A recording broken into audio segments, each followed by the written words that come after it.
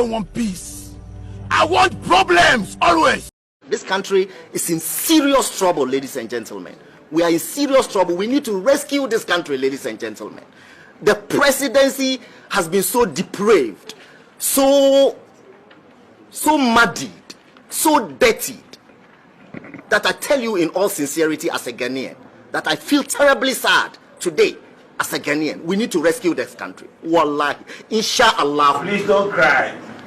We shall rescue our country. We don't have to borrow money from anywhere. Just toll the various sections of the road and we'll raise the money to do the roads in Ghana.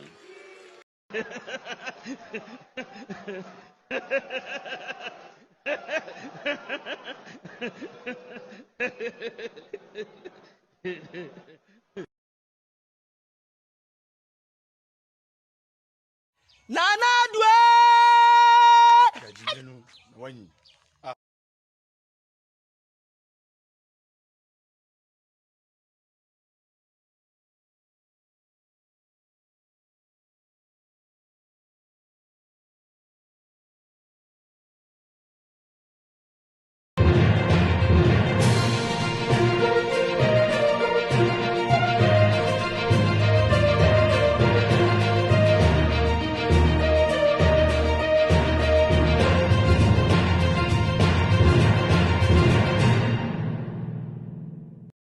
The person me boa ankran adwuma for na to bebre a ya je ye wudi ade ya no e ba betwem nyina ma hyase e twetwem baako.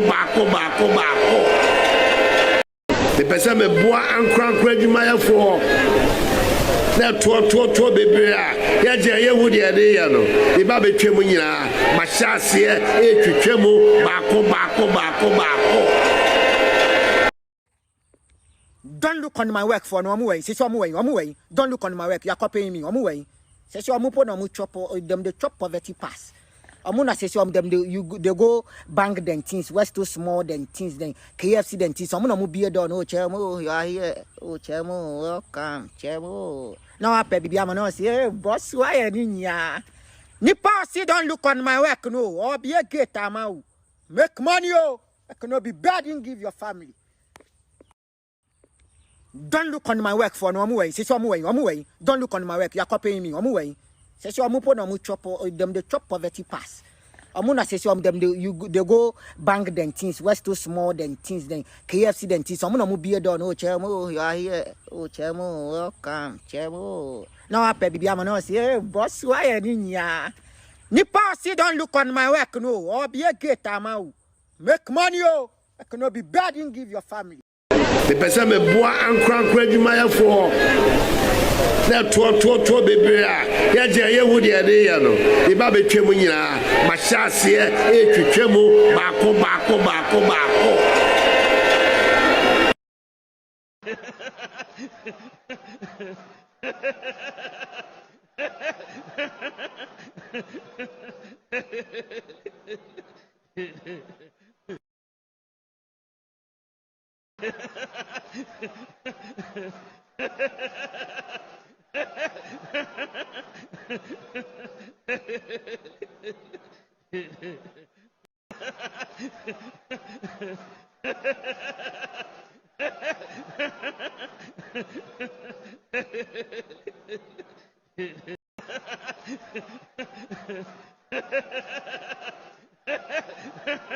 I don't want peace.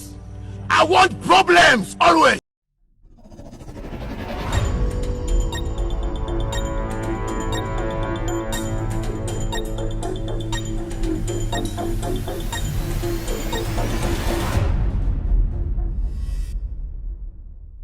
All right, good evening and welcome to With All Due Respect Extended Version. My name is Kevin Editorial. We stream live from our studios here in Washington, D.C. It's exactly 3:32 p.m. U.S. East Coast time. It's definitely 8:32 in Ghana. Thank you very much for tuning in.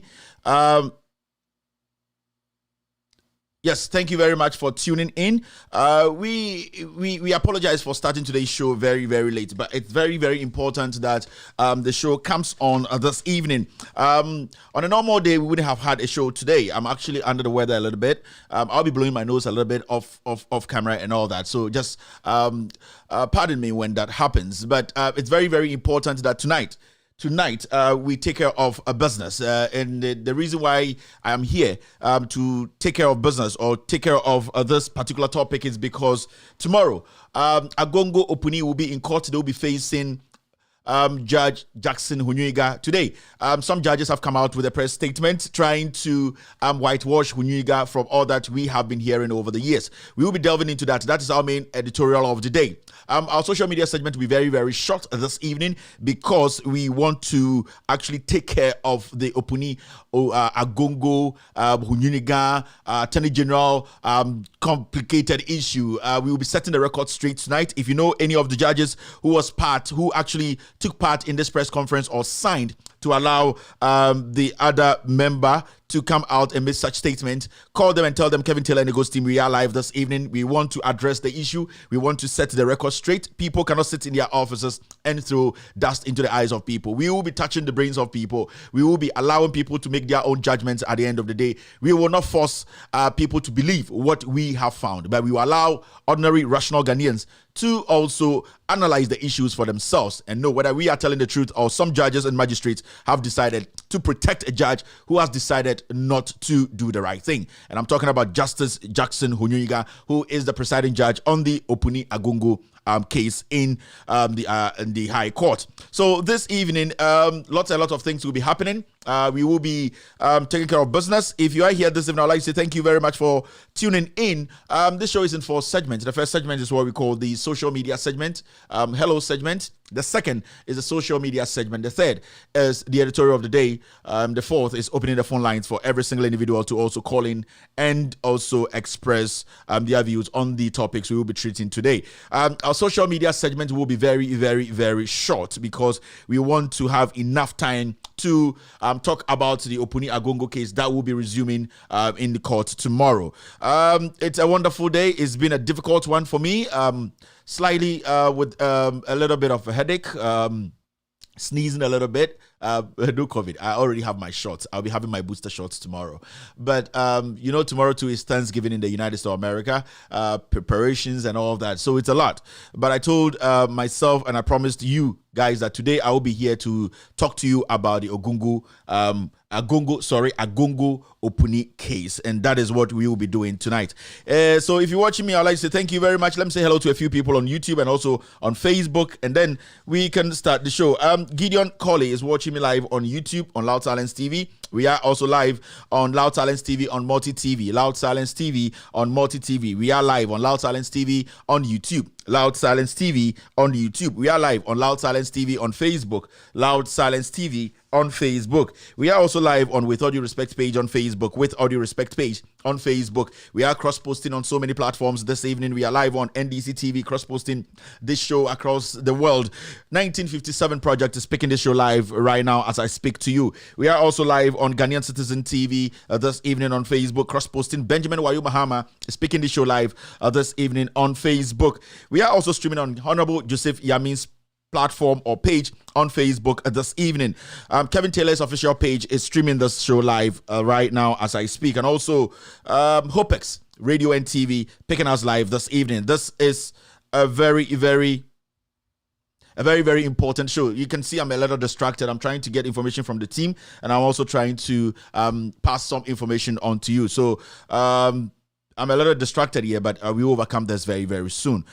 We need to rush through things to make sure that every single person who is not asleep in Ghana get to also know the truth this evening. All right. On Facebook, we are doing 398 likes, which is quite interesting because the show was actually started very, very late, and we really apologize for the late start of tonight's show. On YouTube, I can see so many people. On Facebook too, I can see Nama watching me, Mas Babatu live on Loud Silence TV this evening, K2K is watching Kevin Taylor and the Goats team. Kaka at the Guard is watching me this evening on Facebook. Cash Kisi is live on Loud Talents TV. Regina Kwaku is watching me this evening. Sylvia Makadi is live on Loud Talents TV. Abuaji Bernard is live here on Loud Talents TV on YouTube. Abuaji Bernard and Ebevero TV. I hope I got it right. Hubert Parichan is watching Kevin Taylor and Ghost team. Gideon Coley is back again. I can see Man Pierrot. Pierrot will be having his show tomorrow. He will be interviewing the Acrophone NDC candidate, parliamentary candidate tomorrow on Loud Talents TV. That is 12. I don't know. I think between 11 and 1 p.m. Tomorrow. Make a date and watch Pierrot on Loud Talents TV. He will be interviewing the NDC parliamentary candidate for Akrofom in the Ashanti region. He will be having a very interesting conversation. Into Achinano, for TV to Loud Talents TV right after the morning show from Gold, Radio Gold. You know, Pierrot will be hosting the parliamentary candidate of the NDC in Adanse Akrofom. I hope I got it right. Yes, I think it's right. Amma Pell is watching me this evening. Good evening, Amma. Adnan Aziz is live on Loud Talents TV this evening. Thank you to every single individual watching me across the world. I would like to say thank you. Like the show, share the show. It's not about money. It's all about making sure the right person or the right people, the last person on the planet, also get to know the truth we are speaking here. Enti enyumbre yaba de neaba Kevin Taylor ba amanfo no an Kevin on ba and the yenya didim we didim we nya wutire didim wo ha no benya wutire didim how yenya tire didim o me ma ba de na ma ba no kure no aha no. That's why you see lots and lots of people coming on the platform, watching us on TV, making sure say no kure no ye there two baby da enti yaba de neaba yaba so de na ye ba be di nkomo afa Ghana ho enyumbre wo hwam ya me di Kevin Kobedu Taylor ye de ye chawpa ma obi a otie efri ewiasa fa na nyina titiro efri Ghana say ye dwumadi yan starting ntem se bi omitia me yakakra na assembi so aba e wo say enyumre yedi hu dwuma se bi enkaye any other day bia na se eda bia anka meka se show no embras ochna Thanksgiving ochna menye show na adekudie ntia enyumre mu ha ne se judges for bi any magistrate bi and they we and no Ghana omo press conference press conference nyina say nsem bia Ghana for ye kato judge Honyenuga so ene sebio nsem a won mfremem sebio mamba obi adin nti yentumi ka say ono omo ne me anasa omo ne obi omo say omo tete nsem won mframem omo hu bi omo de Honyenuga nipa bia ne ho te ondi bone da oye nipa bia na adwemu krogen opuni ene agongo asem no obe make sure say anasa oath we take no obe make sure no kure no ode no kure to bibia da enyumre me be kyeremo ade kitu bi ma mehu se magistrate another judges a omode in some way ebeto abontene epete Ghana ha nyina no sebio no kure anaso omakoma mu no kure pa na omoka kire Ghana for me kyerem adekodie ntia Justice Honyenuga ode opuni any agongo case we so ewo court no sa judge we Ghana ni bia entumi ngini ndi waye nyoma bebre waka nsam sebio se de wano beka no eno na ewo wa adwenim nti mekirem adekurudie nti a judges and magistrate for in some of the abontene no de omo pese omo ye nyina se omo katakata Honyenuga ne boni a wodi so ene enam boni a wakɔwi a etata no enyumbre ye wo ha no kure ene beka kire tumi nti wo ha from nyonko na nyonko frɛ no nyonko se Kevin Taylor ba agongo opuni court case no cocoa board asem no enum asem ene yebeka na nwumbre me say yaba no ne aba yebeka no kure akire tumi midin eso edi Kevin Kobedu Taylor me amfantini kakra metena santimem me togoni me ankasa so me black Lebanese nipa ba kuya so me nafofo bebre nzemafo pepefo sebio me nafofo bebre so asantefo me amfantini sebio me sandi pebi so a me do bia enti waba ha no ne aba yedodo ye ho sa woni me nya adwene a enye se wotamfo no me Ghana ho do enti ne aba nwumbre ye ma ye ho sima ba mienu na ye mfre obia se ombra na Kevin Taylor edi asempana ba samaka me se eba internet so a ha na Jesus Christ eti me say mu Yesu our internet so no bloggers mu twa ntro amon kan okre no enemy Kobedu Taylor. I am your Jesus on the internet. It is very important say amanfo bi edi sa nwuma we ebeto mutrim yaba no ne aba metwa me ho aba sema mienu ye de dwuma de ne behyehyɛ so.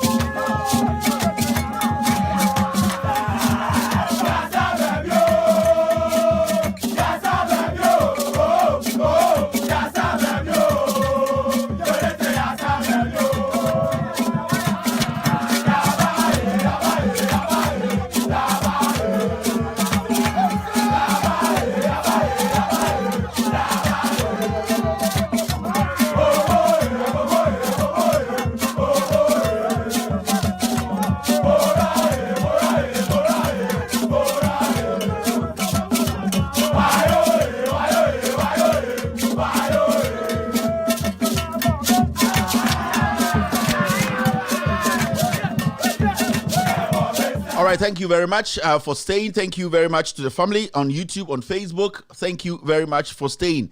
Dear Yapa, you really say, now just Kevin Taylor Ember, now we show Facebook and I say with TV so and IBB, now you be only past 700 B show. Now when you better say, I feel a number I got 32. I didn't say, I will call Kevin Taylor. Dear Yapa, we ask about Chrono, Wakoma Bibri, but over the day, I'm a mamma crabbe 2 hours, is a more finding numbers, Kakram from Philly. Kevin Taylor, Ubuha or your show to see, I say, na nipa be 700 isha isi aka 32 Kevin Taylor ba ana ye din se nipa no obeka so ohwe no akwakohwe Kevin Taylor obeja wo de ne hwe enye se bia ya hantan but oh say content na no din nti we de mo a mo twefa mo bo anwumbre no mesra mo sa ne tie me ma mo time kakra se bio nka mo fan kansem no but e bia mo anya ne ntem na me baaye intima ba ne de na maba mesra mo a inti numbers no so tie ase wa wo ye show anwumbre ya wo numbers na start so te no mema obumfu captains naba when the captains come they are a put for ne which no numbers and better.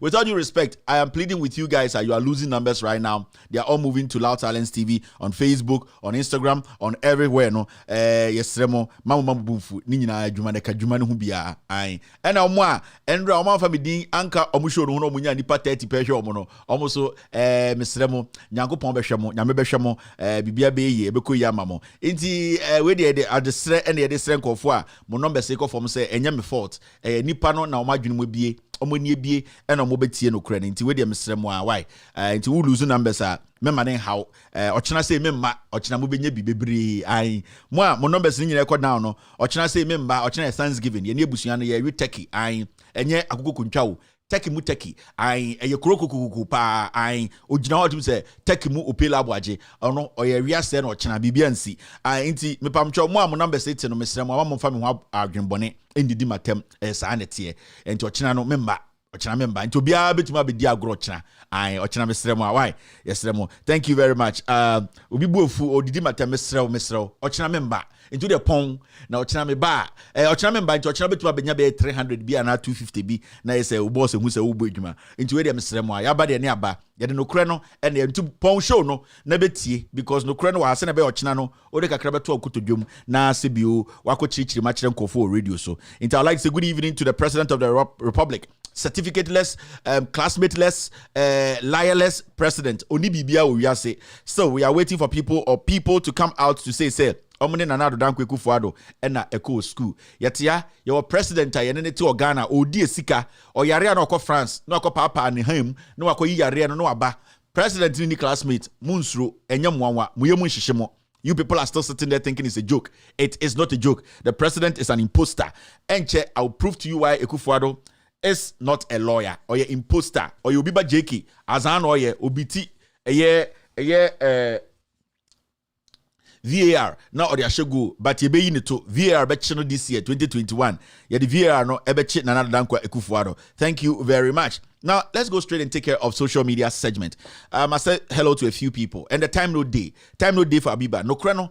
And Yebeka. Yeah, check too much on the social media segment because the topic on the on board the topic we're going to have today, or discuss today is very, very important. Remember, tomorrow, Opuni Agongo case, it will be going back to court. Ochina and Honyenuga will be sitting on the case again.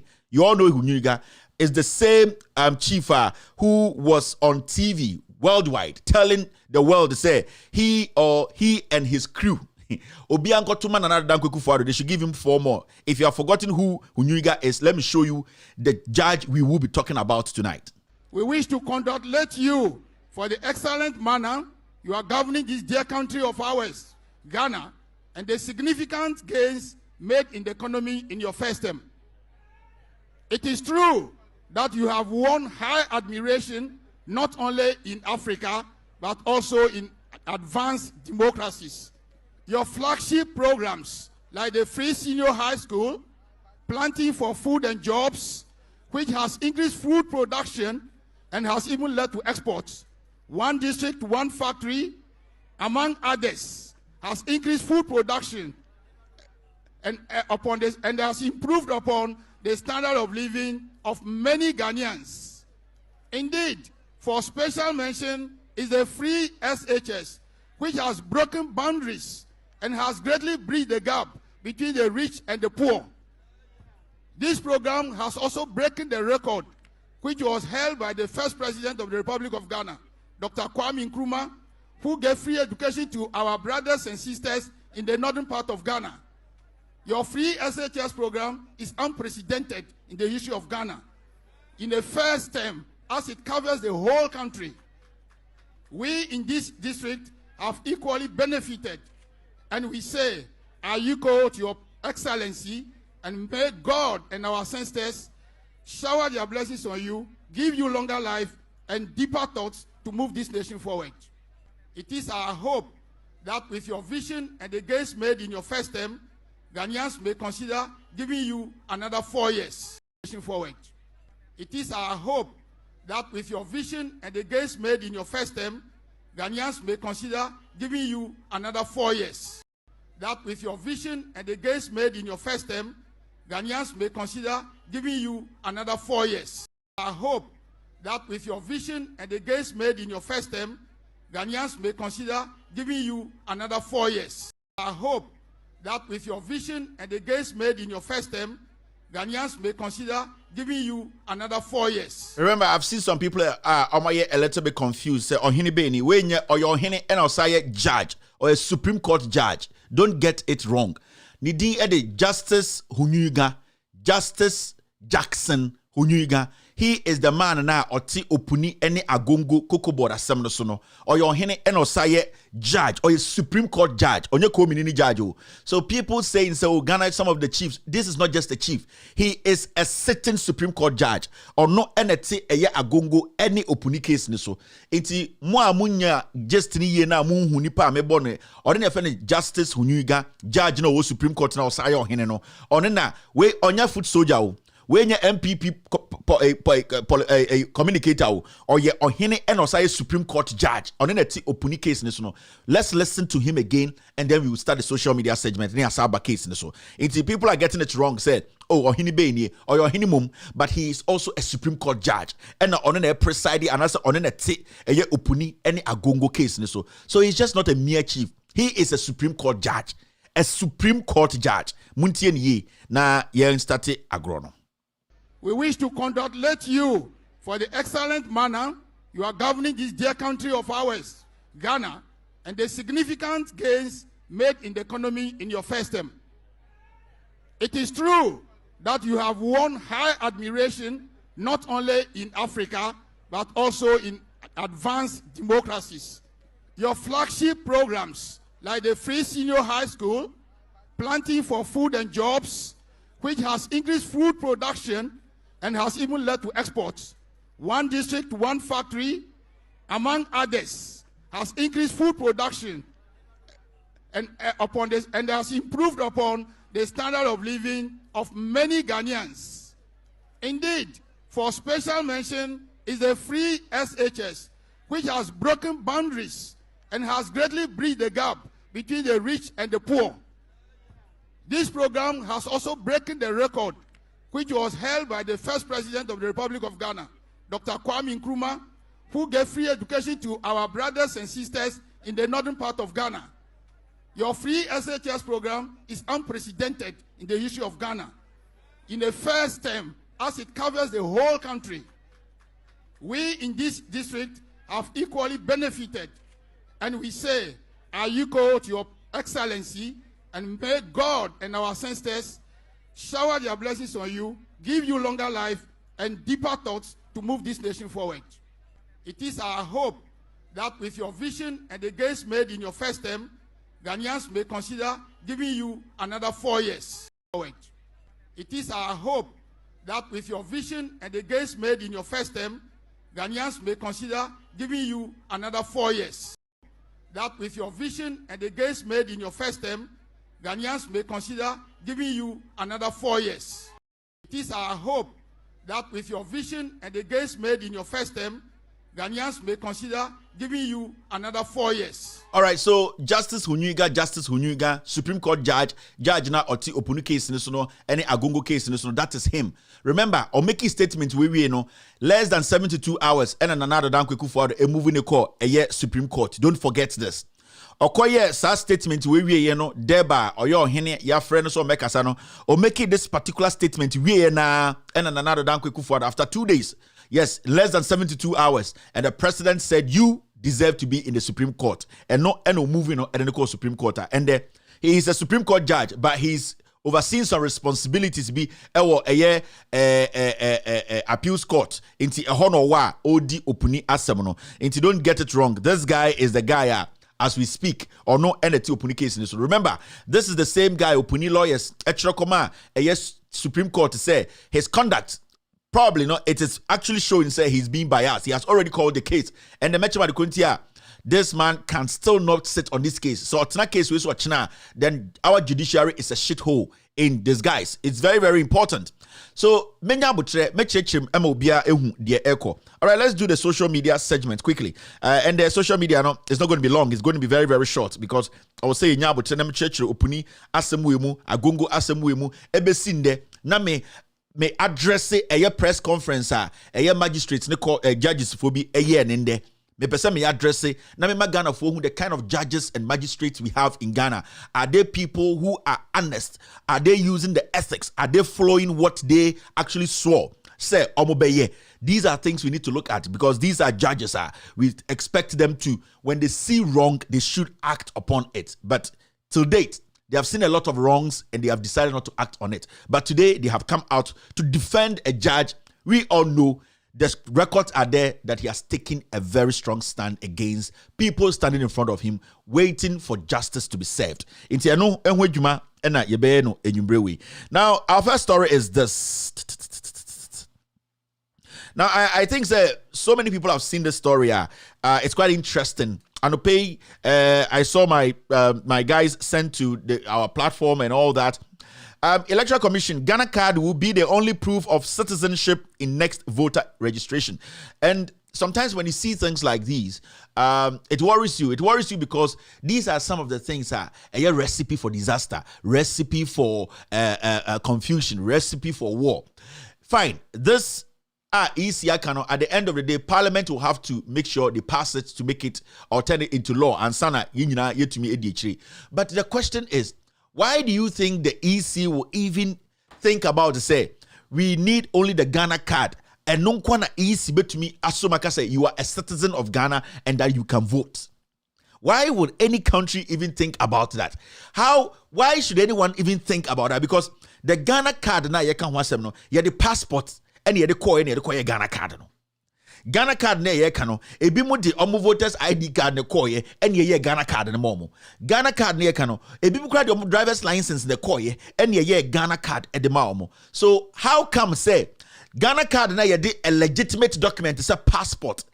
Ejina so aye no. Today the Ghana card is more powerful than the passport.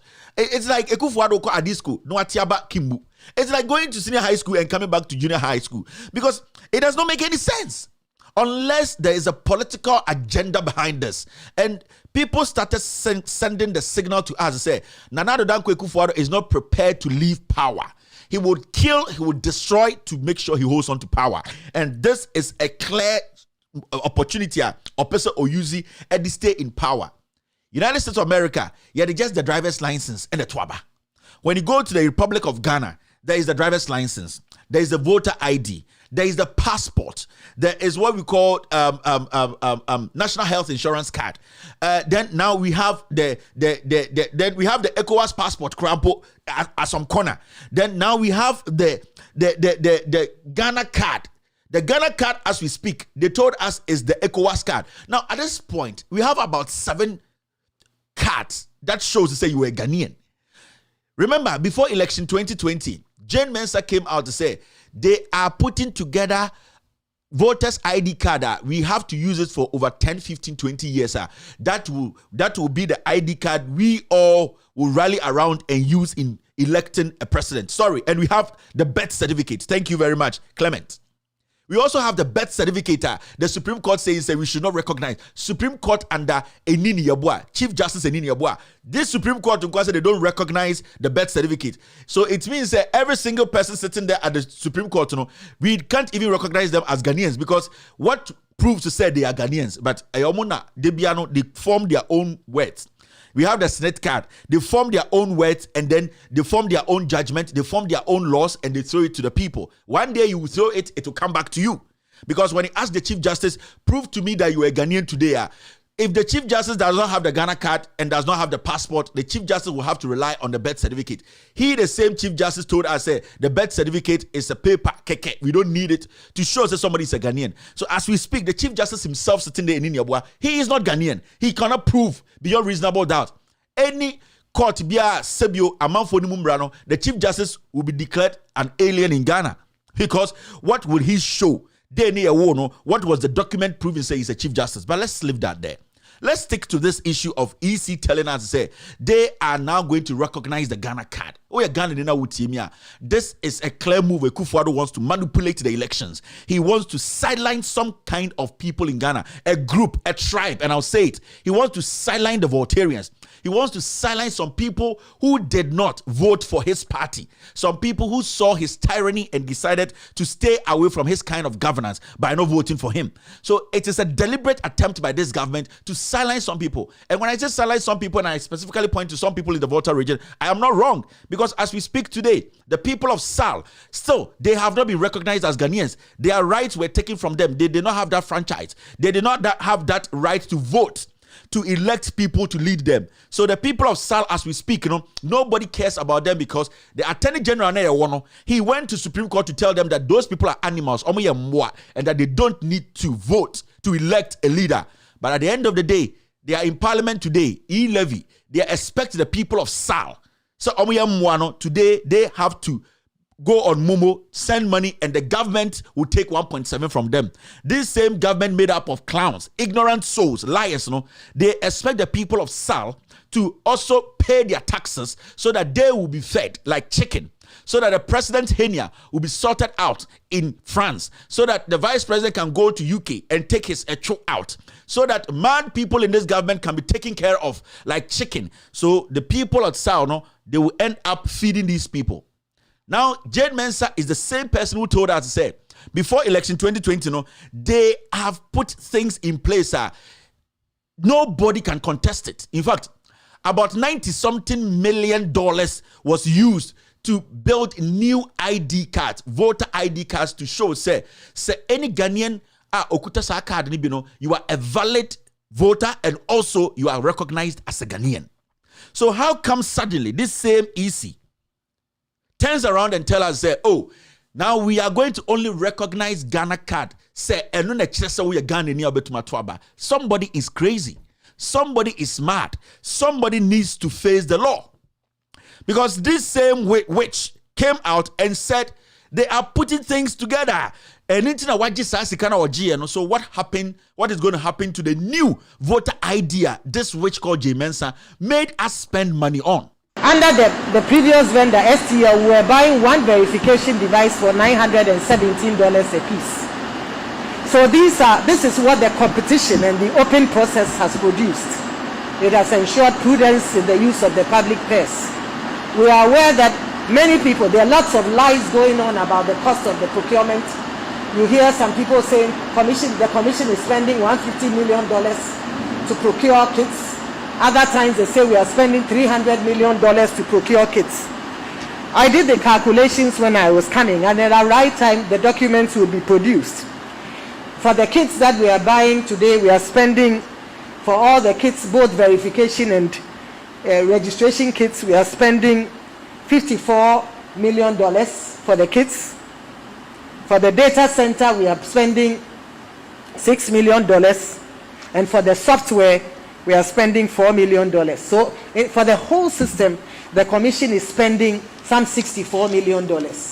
And if you look at this versus the cost of refurbishing, which would have taken us just past registration for the district level election of 2019, we were going to pay $56 million.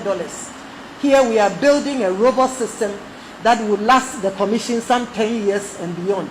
Registers have been used in the past for 8 years. So the argument that you cannot change it before 10 years is also flawed. And again, that is not to say that, because it's been changed every 8 years, we also have come in, we want to change it. No. It is just to ensure the credibility, to introduce the function of facial recognition. We recognize that in particularly the rural areas, the rural parts of Ghana, you find that people who are used to manual and communal labor may have lost the use of their fingerprints.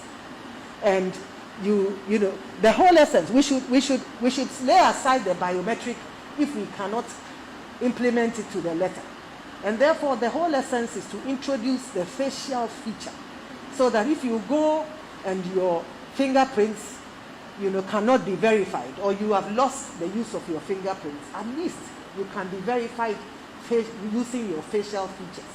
And so there's some credibility. And I think that it is in the interest of the parties. They should be happy that nobody should be able to manipulate the system. And that's basically what we are trying to do, to introduce some, and tighten the system, tighten the screws, and introduce some credibility. They are introducing some credibility to our elections. That is why we gave her $64 million. She has not accounted for that money. The Auditor General has decided or has refused to enter the Electoral Commission to audit them. $64 million. She talked about facial recognition. She talked about a few things. Who, at the end of the day, went through the facial recognition process to vote in the 2020 elections? Nobody. We're still waiting. $64 million is in the ass of this woman. And I just saw somebody write on our page, God will judge them. This is not about God. This is about we, the people, taking action. Let me tell you, Ghanaians, those people who always say God will judge these people, God will take care of them, they are capitalizing on these kinds of words to fool and manipulate and also suppress you people. God is for everybody. The youth of Ghana, God will not take care of Jane Mensah. It is when we come together and boldly make a statement through demonstrations, through making sure our voices heard in the four corners of Ghana, that is the only way we will see a change. We will see drastic change. But when we sit at home as young men and women, this woman taking $64 million in less than a year, coming back to tell us that we need Ghana card again to show that to in fact prove that somebody is a Ghanaian.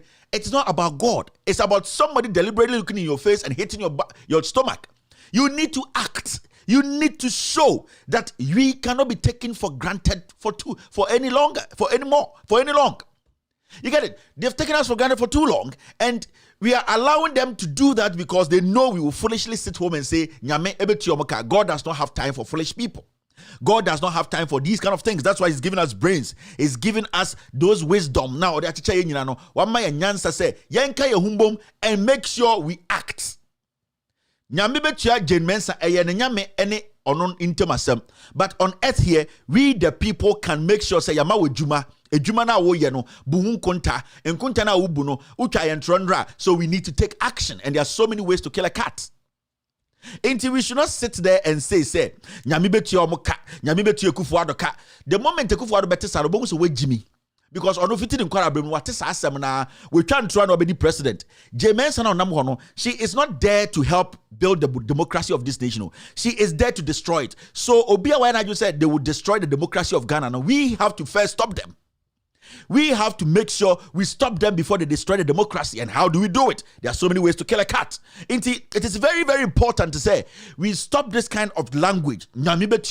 God does not have time for foolish people, foolish statements like that. God has given you wisdom. That is why ye do rules and regulations. Ye be constitution. But we sat down, our forefathers sat down and wrote a constitution. And I'm saying constitution way and mrawe no ubuswa e wo say wudi. So God will not come and tell you say oh constitution wo ho na wo ka say nyame betua ne ka nyame be ka so we ejimi for. Why should I pay that person whilst you have rules and regulations governing ejuma na wo de man no? The rules say it. You have to account. If you don't account, you go to jail. Why are we not applying that and sitting there and saying nyame betua nipa ka yenti krom ha na glow for ye prayers we are saying na wo hu mu biom. It is their problem. But as a Ghanaian and living in Ghana, no, you need to make sure, say, you are a young man, a young woman, these people are going to destroy the nation. This is a recipe for disaster. This was cooked in the Jubilee House to disenfranchise Ghanaians, to make sure, say, somebody in power today does not want to leave power. He does not care.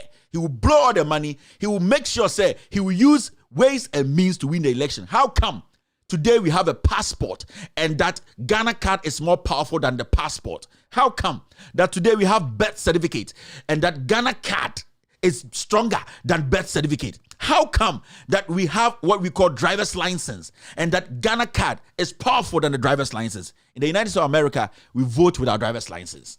Just the driver's license. This is the United States of America. They have gone through everything when it comes to election security. They have gone through everything. We were here when they told us that our driver's license is unique. It is one of the best. Digitalization, everything is solid. Why are we now relying on Ghana card and ignoring a passport? Can anybody walk into an embassy and say, give me visa because I have a Ghana card? So why is somebody sitting, a bleached woman who does not know where she belongs? This woman is traumatized by her husband's beating. You people don't know. She is a woman who is going through these kind of frustrations at home. Then she comes and tells you Ghana card because the president insists that we use the Ghana card.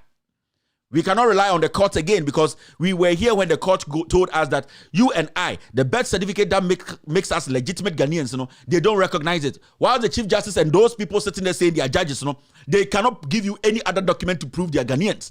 So the Chief Justice and the Supreme Court, we cannot rely on them. They are a disappointment. They have taken some very strong position to protect and defend the government's criminality.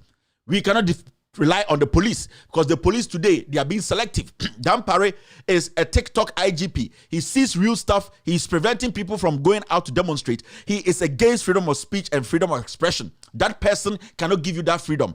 It is left with us to make a decision. And that decision is to collectively come together and the youth of this nation, as the youth of this nation, to come out and let these people in power understand there are so many ways to kill a cat. God will judge them. God will judge them is one of the most stupid statements I've ever heard in my life. God is not going to judge anybody for you. You can judge those people because you have rules governing your country. You have rules protecting every single thing in your country, and those rules can also be used to penalize people. So I'll only listen to people. Anytime I listen to people say God will judge Jane Mensah, God will judge Akufo-Addo, you are a fool to say that. God will not judge them. God does not have time for them. When the right time comes, God knows what he will do to them. But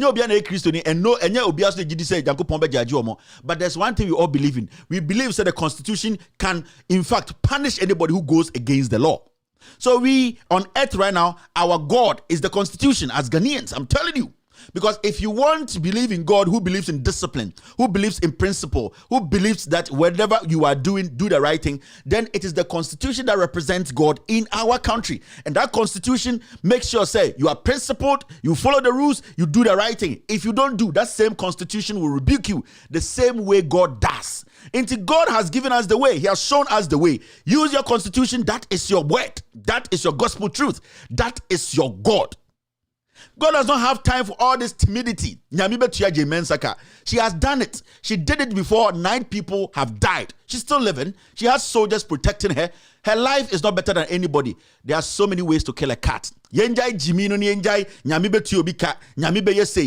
not have time for that foolishness. Yet the youth, foolishness, this country will go down. See the number of unemployed youth in Ghana. See the pressure. See the rise in armed robbery. See the hardship. You sit there and say, "Nyamibetua akronfo weka." Ken Oforiata oyare na yin okoye oko abrochire broni kro mebiamete na broni je ne nkwa. Otukwan ko Yesu ho. Oko Nyankopon ho. Oko akosi broni ho. Na akosi broni wajimi anko betuma Ken Oforiata ho eduru e manasa aba Ghana baji musika. Foolishness we yenjai na ma ya adwene mbrafie na yembusa nsam ne yen take action. We need to hit the street. Let these people know we are angry. We don't need a million people on the street. We need individuals to be ready to let these people understand. When 100,000, 200,000 people want to hit the streets to demonstrate, Dampare is a chicken. Dampare and his police are chicken. I keep telling you people this, okay? Before the elections, I was saying this, but Kevin, why don't you come to Ghana and demonstrate? And I want you to know Ghana and make a home. I'm not part of it. My $1 is almost your 7 cities. Nana Dankwa Akufo-Addo wanted change. He wanted to suppress a government and make sure the government listens to them. Odi kumi preku enim. Uhu Rebecca Akufo-Addo ho. Akufo-Addo's kita school boys wa wo mo no. Nembano uhu saba akudi enim. But there were people who actually at the end of the day died because of Akufo-Addo's greed. Today is not about greed. Today is not about the youth. It's not about a political party. Today is the youth. The youth who want change. So it is not an individual ambition. It is a collective ambition, a collective idea. It is not about Nyame betu obika. God does not have time for foolish talk like that. And I'm telling you, and I know God is clapping. Say, Kanyan sa sem chiro na unko for ni Jimmy. Omuti Jimmy mu Nyame betu Nyame beye ne kuro na say. I'm just a messenger. And the worst thing I'll do is to mince words. Because when I mince words, I cannot get the message to you. You might not like me as a person, but the message is what you have to understand, what you have to listen. I am still a messenger, and I will tell you what will worry you so that you will take action. This is the time the youth in Ghana have to start thinking. We have so many opportunities and so many alternatives, so many options. We have so many options to make sure these people in power, these people are the easy, these people we have given power to listen to us. So many options. There are so many ways to kill a cat. So many ways. Obanyansa for Yebunibe. All right. You think God has time? Now look at this. And this is a story I wasn't expecting it to get in here, but so Uche story way. Now, to compare what is happening in Ghana, you will see why Akufo-Addo is doing what he's doing. You will see why, with all the respect, some of our leaders today, but you can't wisdom. They don't have it. And yet, it's about you having that wisdom to understand issues and make something better out of the issues. Now, when you go to Uganda, this is what is happening there. It says at least 1,000 senior public servants. Let me enlarge this so that I can actually read it well. Now, at least 1,000 senior public servants in the Uganda government have applied to have their ages lowered. This is Africa. And this is not just Uganda. Go to Ghana. Plenty. They have applied to have their ages lowered. They are approaching the mandatory retirement age of 60 and not ready to stop working. If granted, thousands of unemployed job seekers, that's the youth, would have to wait much longer before filing government positions. Uganda is still grappling with a high unemployment rate, and over 70% of young people struggle to find work. You see?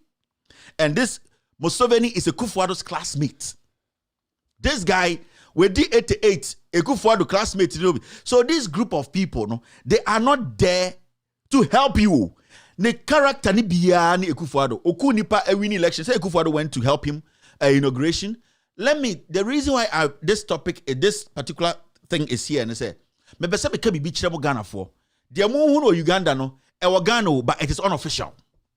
What we are seeing in Uganda today, it is in Ghana, but it's unofficial. Akwa Jimmy ya owo ge hockey Akufo-Addo wako ware Akufo-Addo bano ne bako ware Akufo-Addo bano Kofi Juma Jimmy no, he's past the retirement age. He has passed it. And that Jimmy no tan. But the issue is we have allowed illegality to become legal. In Ghana no, today we look at things and we smile. Nana do Danko Akufo-Addo fired Dumelivo because of say Dumelivo's retirement age they do 1 year better so in his head and in the with the fact he has. Kofi Juma apa ho bebre but odini Jimmy to ho eden koran da media me pemba be manim sa jata na ase opemba adenta oware Akufo ne ba ware Akufo-Addo ba. There are several of them. Ya Osafo does not have to be there. We have thousands of these criminals in Ghana. And so yes, so almost so there are youth who want a job, who can work effectively than these people. So it is not a Uganda thing. It is a Ghana thing. Uganda no nipa 1,000. Ghana is over 20,000 people are or more public sector. They have lowered their age, and we know the president himself, he has lowered his age. Nana Danko for his 88 years. He said he's 77 years. Onya classmate biya manim bekas nam na class. Yenyina age say. So you need to understand, say, we are losing time. We are backsliding. We are retrogressing as a youth in Africa, especially in Ghana. If we think somebody is going to come and speak for us, then we are being foolish. If we think some miracle is going to come from somewhere and change for everything to be, we need to take action. We need to make sure people listen and people do what we want, because we are the people who give them the power. So, not all the more Uganda, and everyone will attest to this. Go to the public sectors. Majority of those working there, most of them, 80%, they have passed their retirement age. You see, this is the time we need to rescue Ghana. We don't even need to wait to 2024. And rescuing Ghana does not mean go and pull a knife, go and pull a cutlass and kill somebody. Rescuing Ghana is putting together our voices, our strength, our mind, everything to make sure our voice shakes the core of this nation. That is what we need to do. We need to rescue Ghana. Ghana is gone. It's under the ditch. Akufo-Addo and this group of people we call politicians, they have shit on Ghana. It's in the ditch. It's in the shithole. It is there. It is disgusting. We need to collectively come out and realize that if we don't join forces, if we don't come together as the youth, we cannot defeat this devil in front of us. We cannot defeat this evil of corruption. We cannot defeat this evil of nepotism. We cannot defeat this evil of this kind of party politics. We cannot until we come together. Fixing the country. Abra fix the country. The basic idea of fix the country is say let's put pressure on people we have given power to deliver because we are paying taxes. I'm going to read another budget. The taxes, who are the people going to pay? We the people. You can't fix the country. Why I say, do your part and let's do our part. We have been doing our part from 1965. We have been doing our part from 1957. Till date, doing our part is paying our taxes. Whether work day or work no day, we are paying direct and indirect taxes. Those who are supposed to deliver to meet us on the way are not delivering. Not omumu be akwati be afraid of fixing the country. Then some youth will say, let us go and follow them. Because so it's about time we understood to say we need to start. We need to start rescuing this nation. Wallahi, if we don't do it in a year or two, this country will go.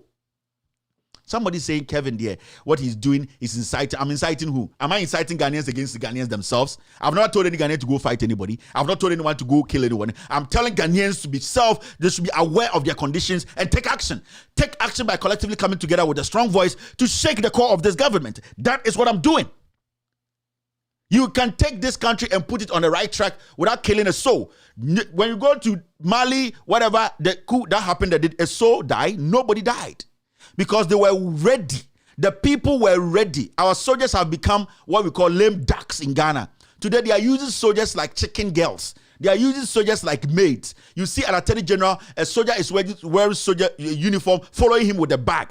Today, soldiers are being used like hustlers. They are being used like chicken. They have no value in Ghana. J-Mensa has about 20 soldiers following her. We have military men in Ghana. They have become kids, babies. They have become men without balls. They are feeding them with yam every day. Technically, they have become a poultry farm. They sit there, we use money and we feed them. They can act. They use them for unnecessary things. The military were sent to Techiman South to go kill Ghanaians. Military. And till date, nobody from the military has come out to condemn that. No head from the military has said we need to open a probe.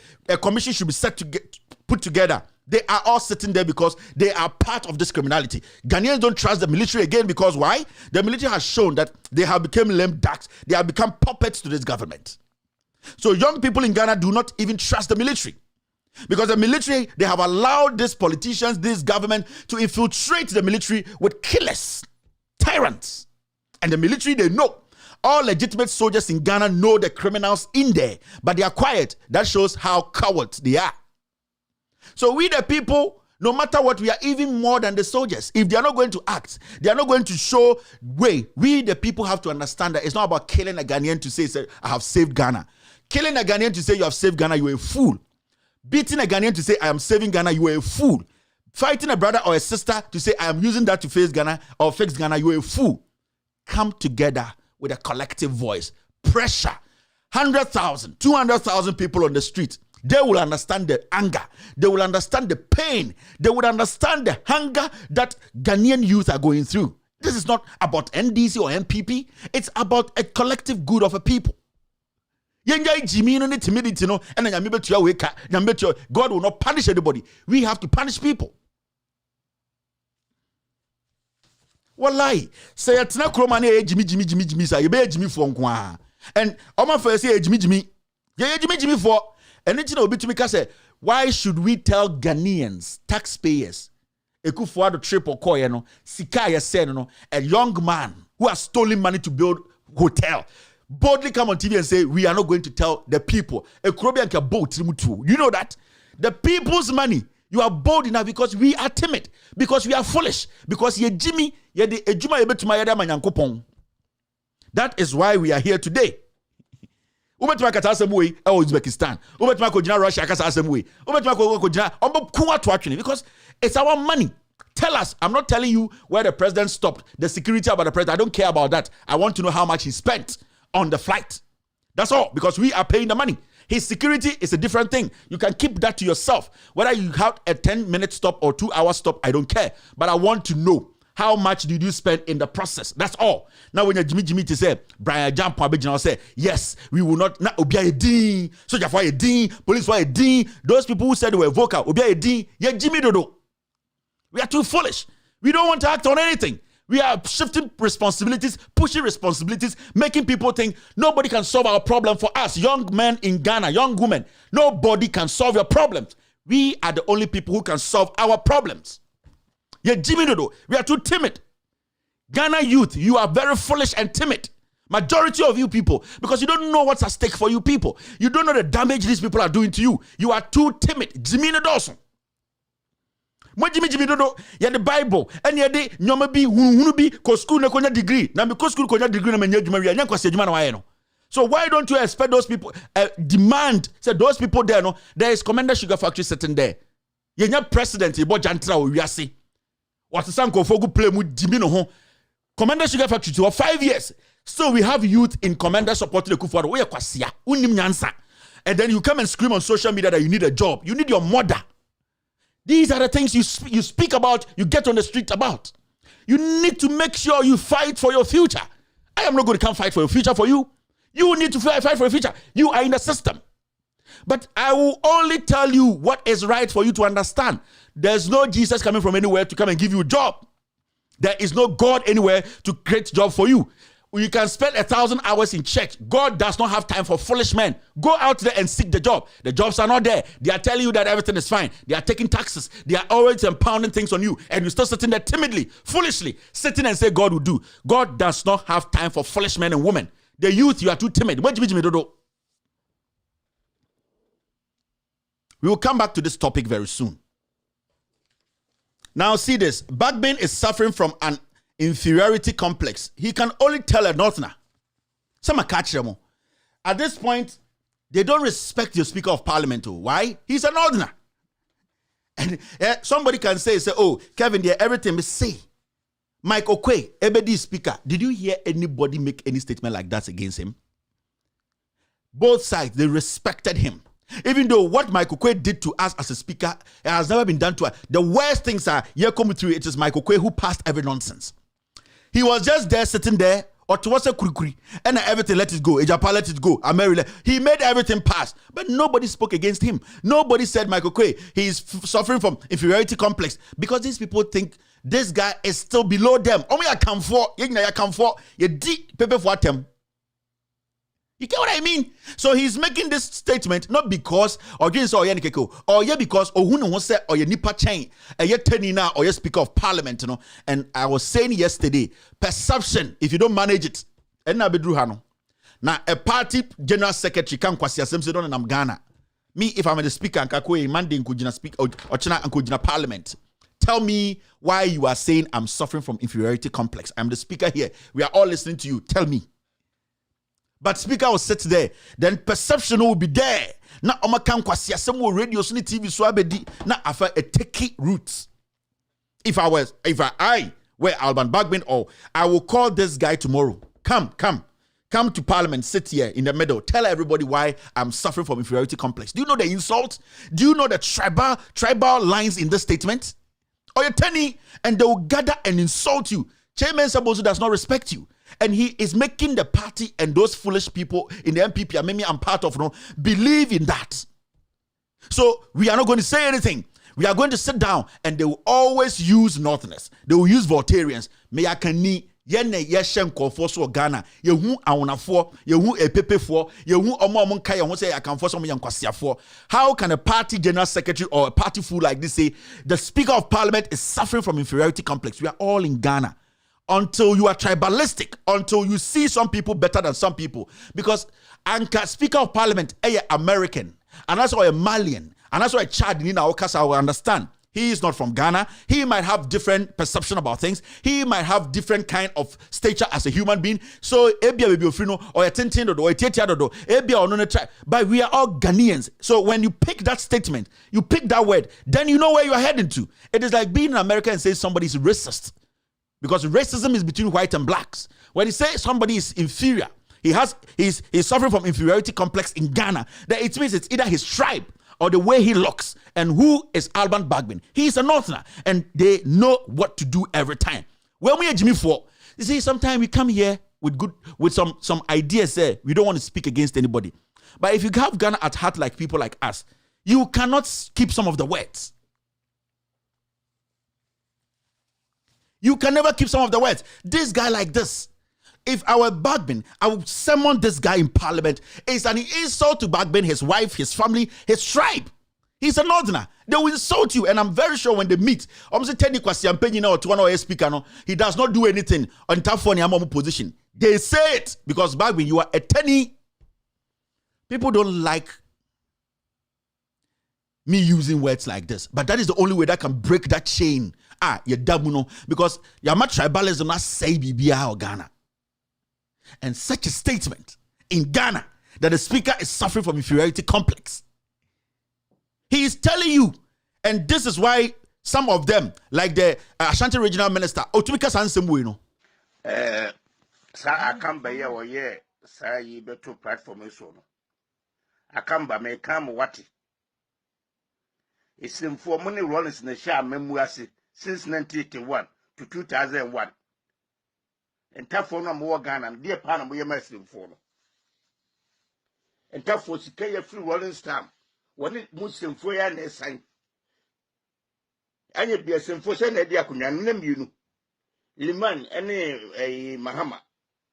Omudia Kunyan, dear no much my a double Mahama to be in Islam war. Oh, I come back with the walk with the Muslim war. Who come Muslim war, and come also, where I judge and come can cry. Seven tough for no friendly Munyansa, Munyas come up a cast out, one for the crew. I must say, come out and tie. It's in for my bass out in Nasan Kumkrum. I'll compare or secretary, you say, organize the idea. I school for the Jana, you never been a never been. If you teach it's in form, apart from the woman for no moves, said than Papa. And for the sister than Papa Beam. Amuja banyo and tough and Eddie Ghana Kunya. Mahama begging fear now. Sika on for more to me and setting now. Mahama and first canoe, Uncle said, or Franco Street Hotel Dubai. And confirm me, I didn't answer to call. Scared him myself from Western. The whole Ghana, ye jeopardy in your necessary for this kind of boamo. Musam for number to teach them one. Asante Fante, I do cocoa. And the bread do cocoa, as on the former son, your mom's scholarship. Listen, for man, quite a more school free. I am another buy na. Why I said no, I see interest will be a typical be. Oh, I come about your deeds and quite some. What's the judge will buy and then we will see more. Mobile Mabakanka, Mabaka since 79 to 2001. How many years? 20-something years ago. Number runs it's the phone runs the boys. Come back, but she been and kutam. Then I'm years more. I'm going to say, Fum class, Moke Kaza Kufuado. 1 year then, Mammo. And therefore, the answer the moon will be done. I come back now, who do we have to so? A jeans and fool also. I'd be a quacka mummy casting for them. Now, some now back more book maswania, it would do some why and tetemo. You won't punish and no more workroom. And quite some form would you know. More than time for the rest of the be. Yatwa son and time for the two. But Sassama Quakwana Mutu, I come back to a deal, same class. Mobile says, I can phone a dear Kunyasu, and I can phone a dear Kunyasu, and fear you back, as such a modern fear you know, Kagana and Yanko be a cabaret. Therefore, Musa Diman, I say, from quite some funny from. Yeah, so this is the Ashanti Regional Minister on tape. This is the same man who gave instructions that Omonko a dra. eye kaka area ho eye pepe for na ebuofu say omokosi omunia. They are coming back home. They can't keep that anger in them. Kill them, and they were shot. Ebesi ya asembiyesi omukọ pepe for no ho eye pepe for omukọ to atwen onye so obe assembly so bantama and Kobaka Jam say I am the RegSec, I'm the boss, regional chairman, regional minister. Shoot them. He will never. But Okotina committee and Nimka say, yes, I gave the instructions. I told the soldiers to go there. I told the police to go and do that. Eye pepe for menya ohini bia mfia santimemu akamemu anka say die sini die enye O24 said you didn't make a statement about onwangasa in this shomo one in sase so ade so me entafo. Sometimes these things you people force us to say these things. Yehu ni party chubi e make a statement kaka omo yeku omo no they are dead for no reason. And so, Sanyama Wemuno, and my people like John Bwedumo, it gives them the nerves to do that. It gives them that audacity to keep doing what they are doing. Because consistently, they have followed their leaders and they have seen that they've gotten away with murder every day. They've gotten away with such statements every day. Now, nordness in Parliament today. Sorry, say, you know what? I am also a Northerner. I am from where he's from. I think what you are saying is very tribalistic and very demeaning. Come to Parliament. I'm also a parliamentarian. He's a speaker. He said it about him. But the speaker is from Northern region. I'm also a Northerner. Come and explain your statements. Because when it comes to track record of some of the people in Parliament, Alban Bagbin has distinction. Nobody in Parliament today can say he's better than Alban Bagbin. Experience, his contribution, nobody. So if you say he's suffering from inferiority complex, what exactly is he suffering from? Because is it about his work ethics? Is it about the way it looks? Is it about time he was an MP? Was he short follow? Let us know, explain. And no namubehu abuana nyansa. But you sit there and timidity, yes, nyame betuanika. Where Jimmy Fo, I am running a bit to betuanika, and yan God does not have time for foolish men and women. God does not have time for foolish men and women. Missy way nyamin tianika where Jimmy a constitution emrana wo kronum emrana wo parliament no that emrana bit with tianika. So let's stop foolish statement nyame beye nyame betua weka. God will not do it.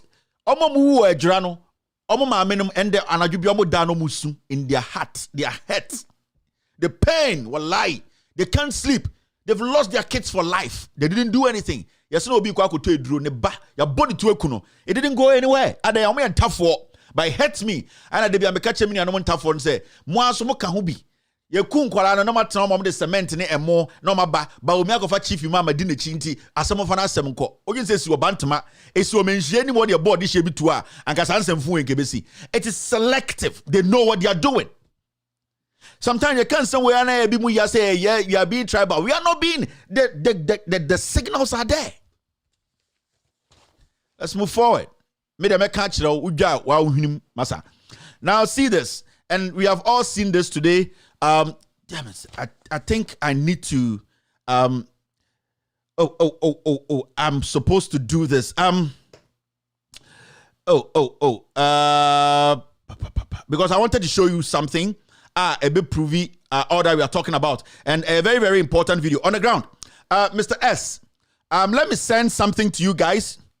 Let me send something to you guys. I know Mr. S, you can work on this thing quickly for me, quickly, because we need to show this right now on the show. So Mr. S, I'll send something to the platform. Work on it right now and send it to me. It's got to do with this particular topic I'm talking about. Please, Mr. X. All right, thank you for the response. I'm waiting for it. Just so this issue, we have all heard it. Ekufuado made the promise to Ghanaians. Ekufuado told us, say, he is going to do this. And the Amewa Bekache Ghana for say, deche don't embasso. Ba umiade nam sro na Ekufuado nam form deche no, it can never happen. Or say it's impossible. So because it is impossible, it can never happen. And I'll say there won't be sky trains in Ghana. Railways Development Minister John Amewu, Peter Amewu. Now, this should tell every Ghanaian, say, Nana Addo Dankwa Akufo-Addo is one person who is a liar. We are not supposed to give him any audience again. And every liar is a thief.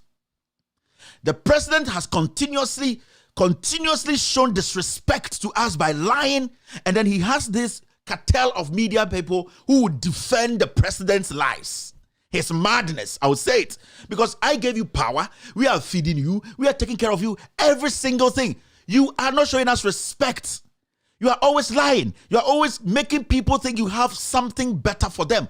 Abra, at the end of the day, because of that, people are putting their trust and their belief in you.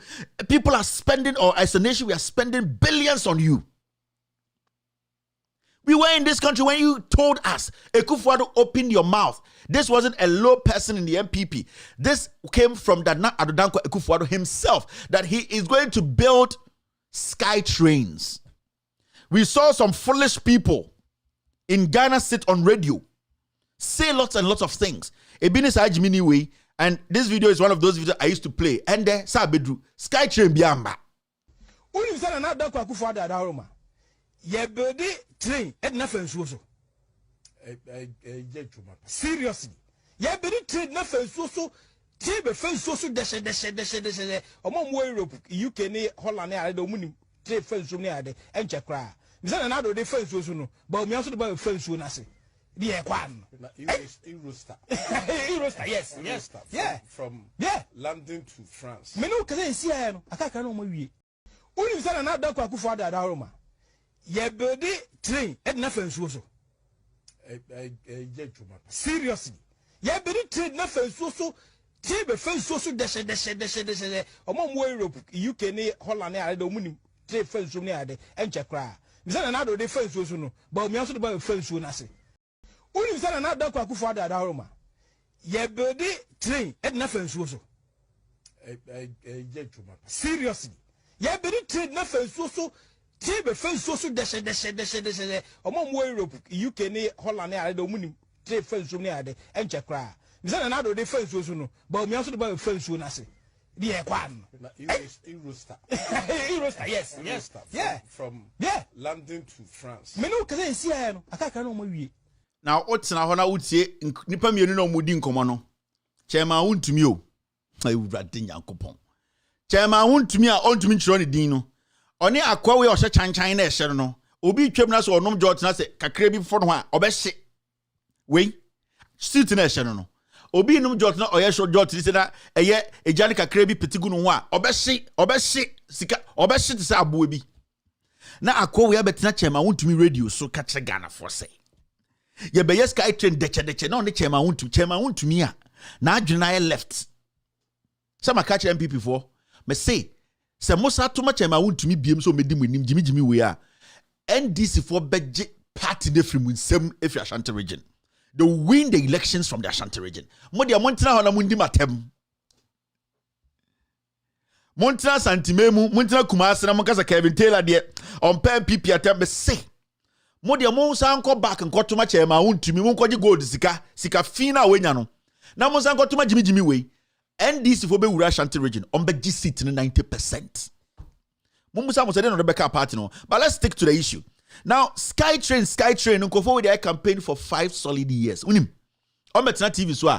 And the funny thing about this guy's statement now, at the tail end, will say, you mean no kase kra ye no. Wo sibia omutumi twantro. Wo sibia omutumi how many twantro the same way omutumi twantro 2014, 15, 16. Because that is how they were built. Now, Obi Beka's Skytrain way, Akufo-Addo na no kan keke and I say Akufo-Addo actually took a step. Do you know the president and Joe Garte went to South Africa?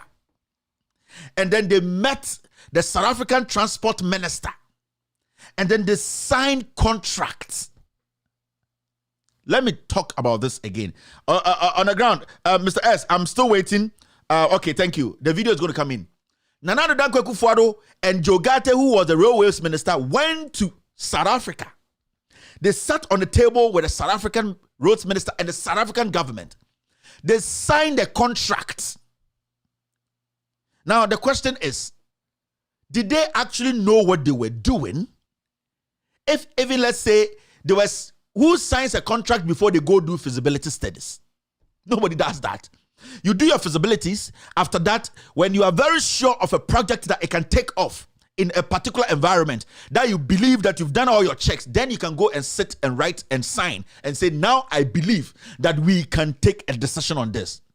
Does it mean that when the president and Jogate went to South Africa to talk to these South Africans about building sky trains in Ghana, they had not done their feasibility studies, they had not done their groundwork to know whether it is feasible or not? This shows that this president is just a puppet. Or to work a debia why say we be and say pokyo debia why actually police debia no kind book wait onim she debia we be and not to work we muna no be and I say a kokyo onim she always wasting our money. The issue is these people flew first class jet to South Africa, and who is paying? Who paid for that? You and I. All the communities who followed them to South Africa to go sign the SkyTrain contractor, your feasibility first to know. Those communities, we took care of them. We paid their hotels. We paid a shower from Kofa. In this issue particularly, somebody should be called to Parliament to answer questions, because somebody has caused financial loss to the state. Somebody has embezzled our money, because there is a reason why you people got on a flight, you people went to sleep in hotels, expensive hotels, you people left Ghana, but now we are being told by the railway minister that that is never possible. Meaning, all the money we spent on these Lilliput and these real sick people, we wasted those monies. Nipa wo krom ha man oxygen keke e kelubu emane asurvive ye nya bi. Sa concept for way, they just decided to waste our time. And I'm still waiting for Mr. S to send me the video. Namin Chiramo, with evidence that they went to South Africa. They went there to sign a contract. The president was sitting there. And Jim Kayse Kufuado, or your John president too. He's a toy president. They manipulate him. Why is a Koliko or your Pinocchio? They pick him up and say, come, sit here. They pick him up. Oh, Nimdia, oh yeah. He doesn't know governance. Master Mamika be Binchiramo. And yes, he can independently premand you. Ekufuado is a politician. He is not somebody who can think through issues and create opportunities. He can't. Every promise he's made, and the free SHS, it was there in our constitution long time ago. The NDC had started implementing free SHS progressively. Ekufuado, it is nothing new. He came to mess it up. He is a toy president. Or your Pinocchio. Or Tua. Ubusa the question na we be any not to I say 34 referees libi or to say onim de ko when yini system na emre adwene na go adwene no emu ago ayet say eye farmer bi owofosu ne bicycle tire no emu ago entimi mwa adwuma.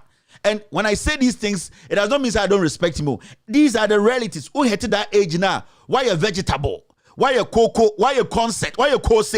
You cannot think on your feet, make decisions, because your era no, and no still you are thinking about your era. Your era no, the year now preman and our say and it makes sense. It doesn't. We've moved into a different era. Yenya obi already 88 or so already 77 now. This is the implications. The implications in a year feeling there no, because the president, as we speak, the president is basically a president who cannot think. Or your Pinocchio. Let me show you the video of Ekufuado and these comedians going all the way to South Africa, waste our money. Waste our money, and then nobody is questioning these people. Jogata numri sa no the thing of the constituency wo. Rinkwa Jogata wonya kidney problem enche obewu. One numri sa ma ono ankasa oto no ontime si party office mpo ama the constituency. Ni busu fie no e na o de container akwahwe ho na yenjimi se MPP for yenjimi se Ghana for na we MPP ni na wo Jogate constituency na nipa na wedi MP over 17 years ontumi si party office kra na container odwene ho ohun so ye jimi. And sometimes these things no you can na yankophobia so Kevin there. No, these are the realities. Let me show you what happened. It was the president, it was Jogate. They went to South Africa. They flew in first class. They went to spend our money in hotels. And this is the result. Now watch. Now I can say Kevin Aboni no I can't say.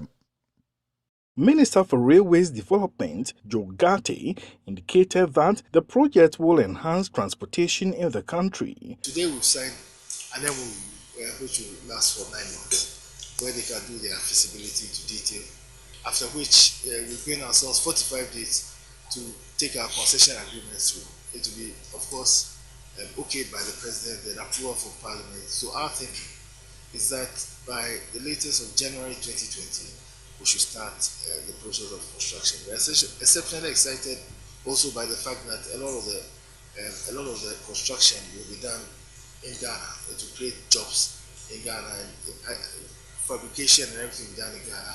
We think that this is something that will be useful for a lot of African cities, which are becoming like some of the cities of other parts of the world, especially Asia. South Africa's Deputy Minister for Transport, Lydia Chikunga, who was present at the signing ceremony, was hopeful that the construction of the project will be witnessed in 2020. President Akufo-Addo stated government's priority of rehabilitating, reviving, and expanding Ghana's railway infrastructure. As government, I try to say today,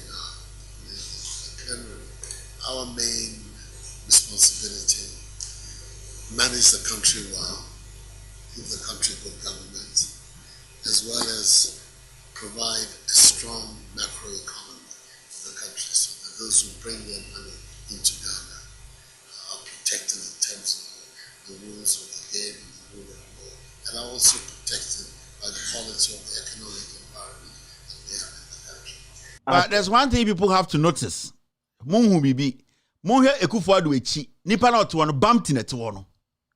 Eye ebusia government no mubu no.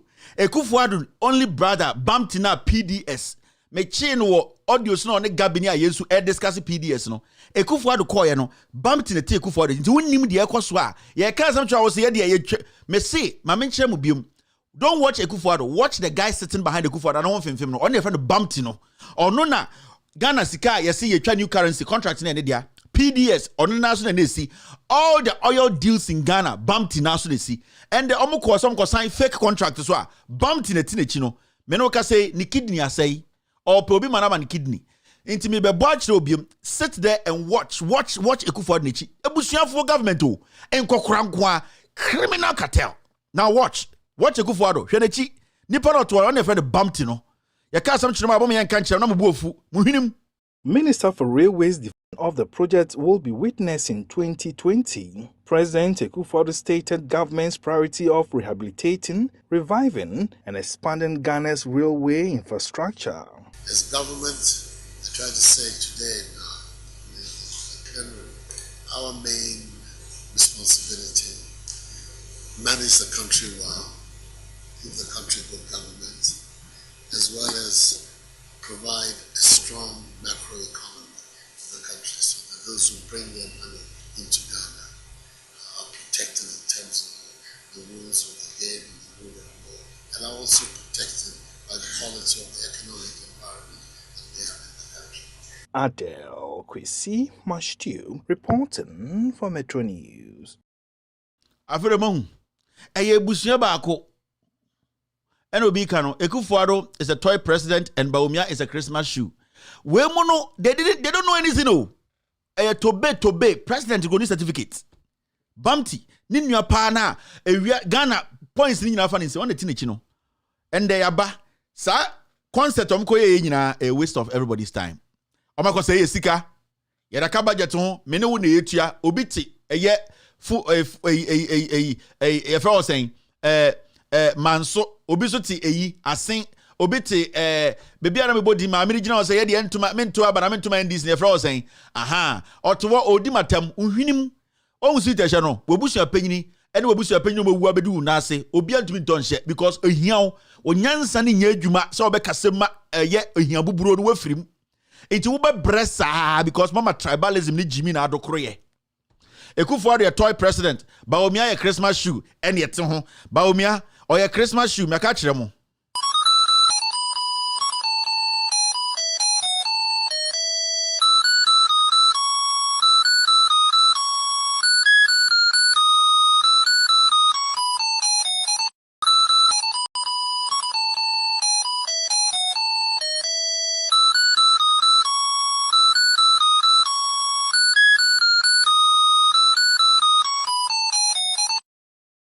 no. Mobile obi no. Obonyum sa ade chia na to na twene. Waste. All right. I think we have 8 minutes to finish the editorial, social media, and then go straight and take care of editorials. Where you better when you quick. Near quick where every wallahi fuel prices to go down in next pricing window. Me say, let's and when I make us some way. Why is Mustafa Hamid still hiding the 24 OMCs now? Auditor General say over 600 million Ghana citizens. Why is Mustafa Hamid not coming out with those lists? Why is he hiding it? And you are lying to Ghanaians and telling us that fuel prices will go down in the year window. We don't care. You can't do it. I'll be doing something on Mustafa Hamid, a different topic very soon. Yes. Munya Abutre, it will be coming. We are preparing it. Messi way. Mumbusan said 24 OMCs now. Auditor General's report. Why is he not talking about it? We on your Muslim papa. We on your Muslim papa. Oya kromfo. Owa krobiswa and kedna ye nkwan di edidi that way. O krobiswa and kedna ye nkwan or dam kwan so. And yes, so wallahi, and this country has to be rescued. So when you may sing and singing, on our dog Ghana, on our ba, me say for 24 OMCs in the less than my ear. Wallahi, what I hate about this criminal is every time he wants to use the Quran to do politics. And then time was that is what pisses me off about this albino. Like every single day he wants to use the Quran to do politics. You don't use Quran to do politics.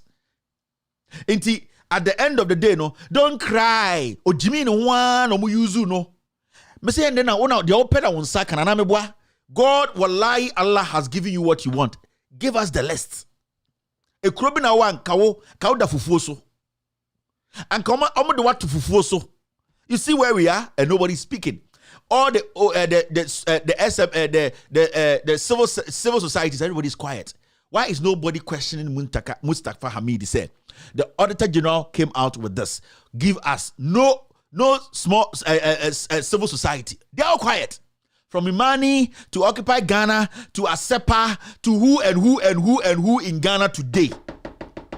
Nobody is saying, say Mustafa Hamid, we want to see the list. Ask yourself why. Ask them why they are sitting there. But these people were the people on the streets. These were the people screaming that there was a government that was corrupt. Every single step the government takes, it is corrupt. Now today, we have an Auditor General who has come out to say, we have 24 OMCs, almost the Ghana car, almost $1 billion. Take our money back. Nobody is saying anything. When I speak on it, they'll say Kevin does not respect. Don't trust these people calling themselves civil societies. They are liars. They came together in 2015, 2016 to make sure say they got what they wanted. Where are those clowns who were parading in Ghana that occupy Ghana? Dian is Ankuma Kromfo Ewi. Na no sanga se bola bet or the nam Ghana Jimmy obi anya no hwe omo mu wu men's gold nya efiri sankoma na no sanga se bola bet. You see the nonsense? And nobody's asking, nobody's questioning. I want somebody to question him. Some of them about that mon question on kase bim ni ho. Go and read the Auditor General's report. It is in there. So why is this guy not coming out? And no otita nam Ghana banchire wallahi so shina sudi tibo daimu. Criminal like this. Now the same fuel issue. OMCs sacrificing a lot to keep fuel prices below 7 cedis. The majority of OMCs in Ghana, they are duping us. They are not sacrificing. They are taking advantage of us. Go and ask Santol Oil, NAQ8. They owe Ghana close to a billion, those two people. But they are MPP financiers.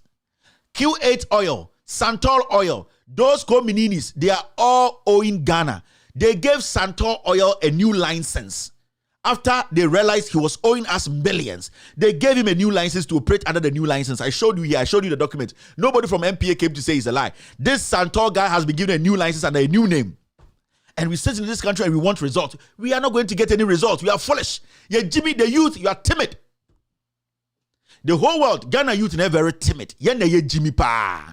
Yama obi Jimmy ni be the Bible, any Quran, any infie, any ifia ufrimu e Jimmy ye ene ye bre. See the way the youth you are struggling. This government cannot tell you emphatically the opportunities they are creating for you. Every day they come with a new slogan. Omo buy and almost napco. And they almost say they start up. They are lying. They don't have any plans. They know the youth, we are foolish and we will fall for it. Yeah, it is your future. That's why we are sitting here educating people every day and opening the minds of Ghanaians. It is your betterment.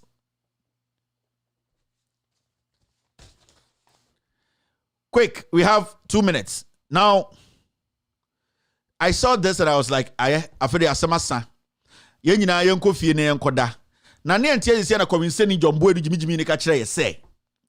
Ejuma bebusua ma yebekwa abrochi akọ ship nipa de aba and we will import workers from other countries. And then they almost say government to soon implement work abroad program. Now unim work abroad program no almost say Dubai ene Qatar hono no sa Gulf nations no made ni servant party. It is getting to that point government should start thinking about exporting Ghanaians to that place. Yetia and Ghana forma ye repi omo say moi. Yetia and Ghana forma people are using them like dogs in those countries. We see it every day. This shows clearly the government does not have a plan. I was reading some comments. Some people were saying, oh, this is a good plan. Government has to do it. It is not a good plan. When the government starts to speak like this, it should clearly tell you the government does not have any plans for you. The government is actually advocating for mass migration. The government is technically telling you that go out there and fight for yourself. Because here, we cannot give you anything. So indirectly, this is the slave trade. How can you tell somebody born and fed in Ghana, schooled in Ghana, who always had that mindset to say there is an opportunity for him in his own land? And then after that, you tell him that then start considering going to other countries, the government implementing such a slave mentality. And I'm saying this to the youth. Majority of the youth in Ghana, Jimmy. Mama party, politics, and these people are taking your money. They are fooling you every day. They are telling you people you are stupid. You still don't see it. Party and adokromo. Today they are saying they want to implement something, work abroad program. Work abroad program. Now we are being treated like slaves. This is 2021. When a government comes out to make such a statement, it's a foolish government. It is one of the most stupidest guys. Now, when did you do Mahamano? When did you do Mahamano? And you Jimmy too much. I am being honest with you. Mahama on Jesus Christ. NDC, they are not Jesus. But when did you do NDC? They are Jimmy. Mine, you Jimmy. Oh, I'm being honest here. Say these kind of things in too. Mahama administration. They say when we do nyansa na Mahama and obi because the alternative, there's no alternative there. Now we are Jimmy for. If you are looking at this and you are saying that NDC is not an alternative, now we're Jimmy because you don't want to accept to say you are a slave in your own country. And the me a man almost support Jimmy we no. Repimo. We are the second to me. Go and listen to those Ghanaians out of anger, out of pain, out of pressure. And Mamutu Kwanko, these countries, the youth of Ghana. So when Mutu MPP there, Ghana more problem, more psychological problem. So when Mutu John Mahama there, you people are mentally retarded. Majority of you, yes. These are the things in Mutu Mahama. Then you don't know what you want. Then you people don't know what you want. These guys are comedians. They are reckless comedians. Jesus. Now hear this.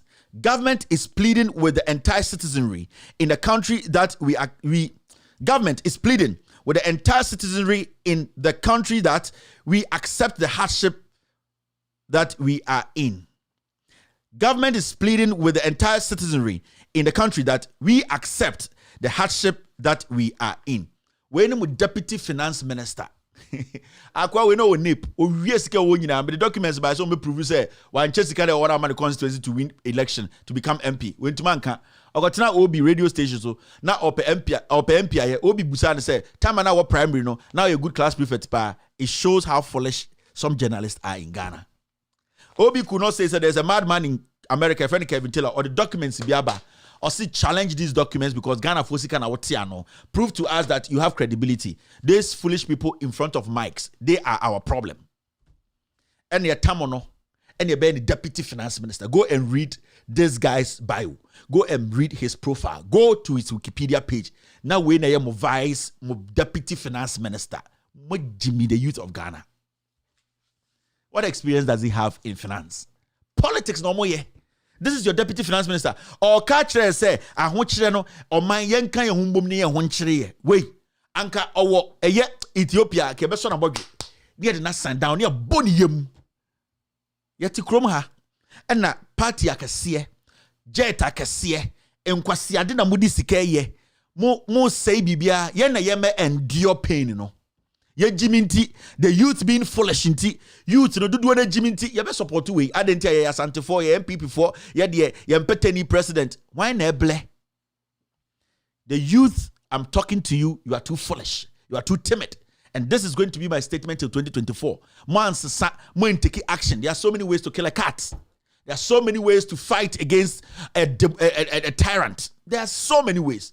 Nobody should kill a brother or a sister. You'll be a fool to do that. But you and your brother and your sisters can come together with one voice and shake the core of this nation and let the people in power understand. We can take power from you, democratically or undemocratically. But we love the democratic one. Indeed, let them understand. And also, phone, I know I'm afraid. Oh, you know, go send me something. You know, go send me something. That nipa na wabesa ko who no group him no defend the MPP. Abua toriwa nyankopon ku ntonchene. Unim nyansa. You are begging for arms. You are begging for somebody to send you $50 to eat. No asa ko jina platform so you are defending the people who are taking the opportunity from you. Oh, you are boa. And some people have a problem with this. How do you want me to say it? How do you want me to say it? Unjimi. Because why are you supporting a government that is not creating opportunities for you? Jimmy Fobebre, you see them on social media, on different WhatsApp groups. No, oh, things don't be you. You know, go sort me out. Oh, Jack, I say, oh, we are not watching a platform. So, Mahama is telling you who go vote give Mahama. And I'm trying to say, what you wait Jimmy for? Wait, Jimmy. And nobody should help people like that. They'll go behind the scenes and then they'll be calling buggers. Oh, now I'm wire. Now unye. But onimsa a minor timuno and the Ghana no be nimseku for you free. Every single person knows. Majority of Ghanaians onimseku for you free. On timbu mane yeni MPP for asante for etuma MPP. Omunim. But omunka adentra yeni asante for yemankofo hu se yenu ho. No ama obi ehu anu hu a ehu se wonu ebe de na waboawo. Eni ti ne kuro ma fin se ball aso no. Wa ma obi wa ma nipa na wo ma de tumi na hu se wonu ho wa yi na firi wa e be na nipa na hu se sebi o nyansa wa adwene ye adwuma enti ahyehye ye ho obi ankasa obehu se mo ye nkwasiafo eniti na o treat asanteman se ye nkwasiafo no eniti na obi de se chema ho ntumi gimi no ho asanteman mu no eniti na o se agenda 111 obekate so do kumase yesi dan ba akumpo Uma ho kwan so ye kwasiampanyina na obi bobu so ye kwasiampanyini, and that is what is happening, and that is how Ekufuor sees Ashantis. Masa uja kwa o adena me bo no eya de bia me bo wa adwene ho mo hu no kore no.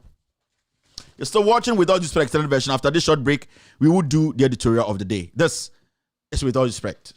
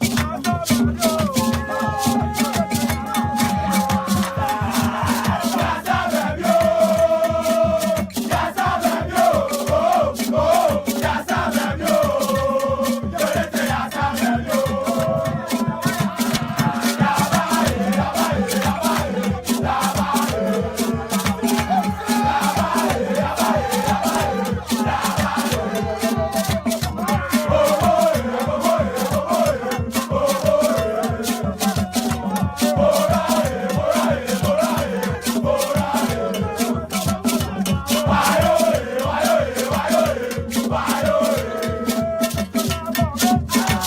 still watching With All Due Respect extended version. My name is Kevin Editorial. My producers are called The Goats Team. We are streaming live from our studios here in Washington, D.C. It's exactly 5-7 p.m. It's definitely 10 p.m.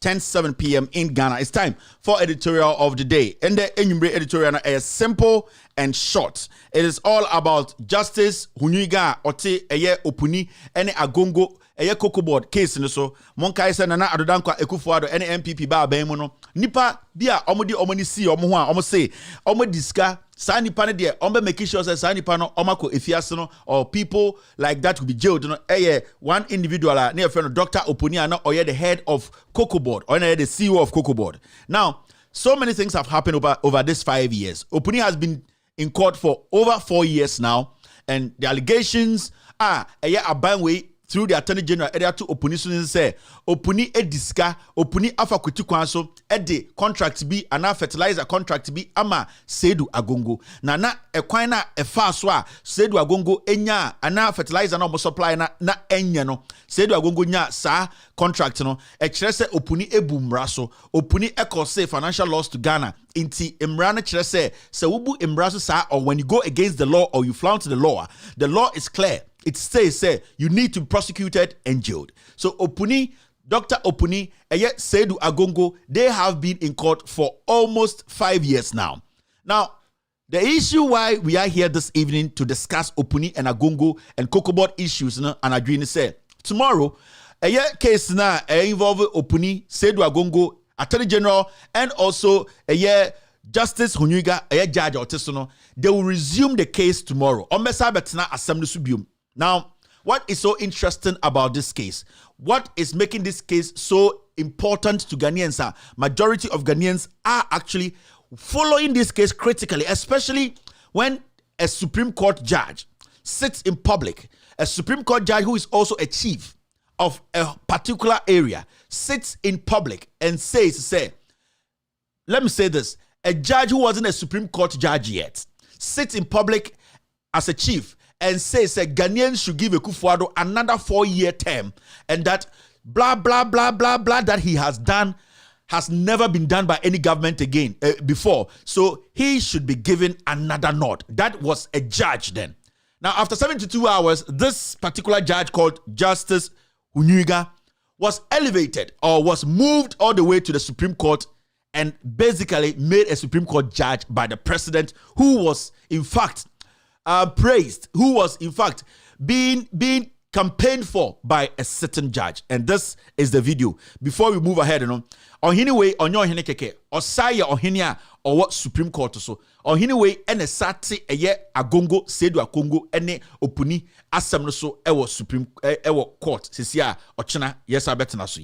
We wish to congratulate you for the excellent manner you are governing this dear country of ours, Ghana, and the significant gains made in the economy in your first term. It is true that you have won high admiration not only in Africa, but also in advanced democracies. Your flagship programs, like the free senior high school, planting for food and jobs, which has increased food production and has even led to exports. One district, one factory, among others, has increased food production and has improved upon the standard of living of many Ghanaians.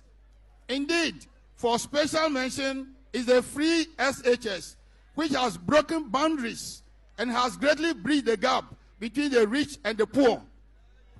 This program has also broken the record, which was held by the first president of the Republic of Ghana, Dr. Kwame Nkrumah, who gave free education to our brothers and sisters in the northern part of Ghana. Your free SHS program is unprecedented in the history of Ghana. In the first term, as it covers the whole country, we in this district have equally benefited.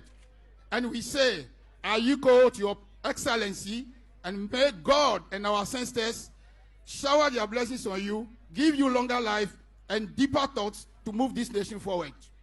It is our hope that with your vision and the gains made in your first term, Ghanaians may consider giving you another 4 years nation forward. It is our hope that with your vision and the gains made in your first term, Ghanaians may consider giving you another 4 years. It is our hope that with your vision and the gains made in your first term, Ghanaians may consider giving you another 4 years. It is our hope that with your vision and the gains made in your first term, Ghanaians may consider giving you another 4 years. All right, thank you very much. Mahuso Biacho, Kevin Taylor, your hate for Ashantis and I don't hate Ashantis. All my friends are Ashantis. I tell the Ashantis the truth. It is a word I hate Ashantis. I don't hate any Ashanti. I don't hate any Akan. I tell them the truth. Ashantis are tribalistic. And then they be on TV that I'm Akan. Debi amekachre awonafo me say so we awonani na so we tribalistic na so we the MPP echi na NDC tia. Make sure say the reason why I would the MPP near this echi, you are getting it. If you are not getting it, you are a fool. I tell the Northerners, say if you are following the NDC MPP and you know say you are following them for a particular reason and you are not getting that and you are still following them, you are a fool. They say applies to Ashantis, applies to Akans. Intimasa, nobody hates anybody. No credit na yemoya. But Ashantis we know around the world, Mimehubi, you are tribalistic people. Stop it. Niembu maino. Yes, obi sura santifo na. Obi sura santifo mosunu no inti munjai. Munjai sa ne yenko yenim. When is rohan? If an everman is a foolish man who is misbehaving, you will tell him you are a foolish man. You are being tribalistic. If somebody is in the Volta region voting for the NDC every time, now at Bana Watuno, Onyahun Fasona da Hotwa, he's a foolish idiot. He's a tribal bigot because why are you voting? You need to have a reason for voting. But consistently, Yenya can for especially as Santifo, we are tribalistic because ya junior say ye ni pattern will be our Ghana. That is why I'm saying this. I'm not scared of any Ashanti person. Means Robia, and that is the truth. To move from Jimmy in your DNA and Kasa. And I Kevin Tiller hate Ashantis. Now for 4 pie Santifo, and I'll tell you the truth. And there we are. Me, I don't have time for you. I don't have time for you. All right, Inti, we need to understand. Inti opuni case ya ike mapea me bono na asemu we wahano. Oye the judge, oye Supreme Court judge, or take aye asemu we so ochina they are going to go to court. Remember, before opuni case we kosono, the Attorney General, our friend Godfrey Dame, also went to the UK. Me pesa me start na me de be see and the magistrate ni judges for no press conference om here no na me ka bibi kire omo na ehunu se obanyansa for yagbuni be yen kanasem. That's why I've started from the back. I want to bring the issue so that you understand the kind of judge who will be sitting on the case tomorrow. He's biased. Now, the Attorney General Godfrey Dame also went to the UK. And what did he do? He went to meet MPP sympathizers, and under pressure, he told them that Opuni has stolen money. The NDC used Opuni to steal money. Abroad, the case had not gone anywhere. And this is the Attorney General of Ghana. He prejudged the case. He gave the NPP foot soldiers and sympathizers the idea, say, Opuni, no matter what, will be jailed. And I didn't say it. It is Eye Godfrey Dame, who is the Attorney General of Ghana. Thank you very much. The first 6 questions have gone. We will do it this way. Let's start with the Deputy Attorney General, who will take the questions on corruption and prosecutions, and then we shall proceed. Honorable Deputy Minister. I think that the issue of corruption must be examined within the framework of the general promises made in the governance sector by the New Patriotic Party. The MPP, in its manifesto, promised the delivery of an efficient public sector, boosting the quality of public sector delivery, minimizing opportunity for perpetration of wrongdoing against the state, and also ensuring that wrongdoing is punished. Now, within the ambit of ensuring that public sector delivery is boosted, I'm very happy to indicate that very serious measures have been put in place, all with a view to protecting the national resources of the state. Early on, the Majority Leader, Honorable Osechi Mensabosu, alluded to the allocation of almost 61% of the nation's bauxite resources to a company owned by the brother of the former president. And that company is Estin Kubik. And clearly, that is a situation that could not be countenanced. And that, to me, is a clear indication of bad governance. we could not live in a situation where the nation's known bauxite resources, over 60% of them are allocated to a company owned by the brother of the former president.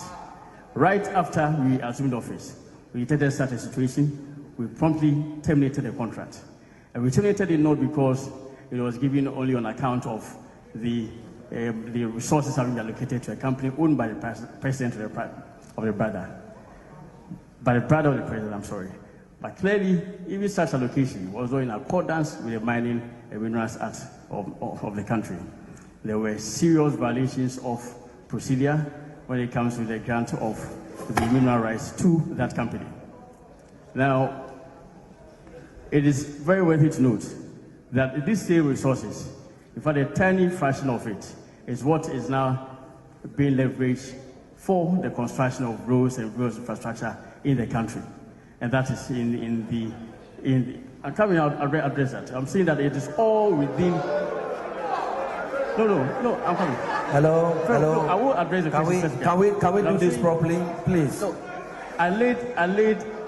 No, very well. No, I will specifically address the issue of prosecution. Very well. Hello, sir. Please let's allow our guests to answer the question to the best of their abilities. Please, let's do this properly. Hello, sir. Honorable Minister, may you continue, sir? Please. I am fully appreciative of the anxiety of the Ghanaian populace as well as Ghanaians in diaspora when it comes to prosecution of persons associated with the Mahama administration. But I'm saying that the issue of prosecution, definitely. Hello, sir. Please, can we do this properly? You have your turn to speak. You will have your turn to speak, sir. So I laid the foundation all with a view to show you that it's not just the prosecution of persons that we describe as operatives of former Mahama administration that is important. But again, even with regards to that, prosecution has started. And I can allude to 4 cases of persons closely associated with the Mahama administration. The first is the Opuni trial. We all know Mr. Opuni was one person who was used by the Mahama administration to perpetrate wrongdoing. Now, but again, even with regards to that, prosecution has started. And I can allude to 4 cases of persons closely associated with the Mahama administration. The first is the Opuni trial. We all know Mr. Opuni was one person who was used by the Mahama administration to perpetrate wrongdoing. 4 cases of persons closely associated with the Mahama administration. The first is the Opuni trial. We all know Mr. Opuni was one person who was used by the Mahama administration to perpetrate wrongdoing. Cases of persons closely associated with the Mahama administration. The first is the Opuni trial. We all know Mr. Opuni was one person who was used by the Mahama administration to perpetrate wrongdoing. Now there is a prosecution. So this is the Attorney General of Ghana speaking, that they know about some 4 prosecutions, specifically Opuni, who was used by the Mahama administration to perpetrate corruption. This is the Attorney General who is sitting in front of people who have no idea about law, who have no idea about the process to go in to, in fact, condemn somebody before the person is condemned in court. Odami had prejudged the case in front of MPP sympathizers. So it looked like no matter what happens, the NPP administration led by Godfrey Dame have no option than to jail Opuni. Because the lawyer, the Attorney General for the country, who is supposed to be serving justice, who is supposed to be the person who goes after the facts before he concludes the matter, in the middle of a criminal case, goes to the UK and sits in front of ignorant party foot soldiers and say that, you know what, Opuni was used by the Mahama administration to perpetrate. Now, what was the Attorney General's basis for making such an emphatic statement? Is only one base. The issue is he had already prejudged the case. He had already made up his mind. He had already made up his mind that they would jail Opuni. So from the beginning to date, you should have an idea. Also, you be say, now, pace on your set here to a platform. The whole Attorney General had made the NPP sympathizers and supporters believe or have given them that hope. Say, no matter what, I am in the case has not even ended, but I'm telling you that Opuni will be jailed. Now, you might say, then Attorney General, doesn't he know his limits? Doesn't he know the perimeters of the case? How will an Attorney General make such a vague and indirectly an emphatic statement showing malice before a case is judged? Because he has clearly shown that, I am telling you NPP supporters, that Opuni, who the Mahama administration used to perpetrate crimes, at this point as we sit here, nobody in any court, in any part of the world can say Opuni is guilty of a crime. Nobody. Because Opuni has not been found guilty of anything. But for the Attorney General to even use that statement, who used Opuni to commit a crime? And why are you saying Opuni has committed a crime? When you know, as an Attorney General of law who serves justice, somebody has to be proven guilty before anyone can condemn him as a guilty man.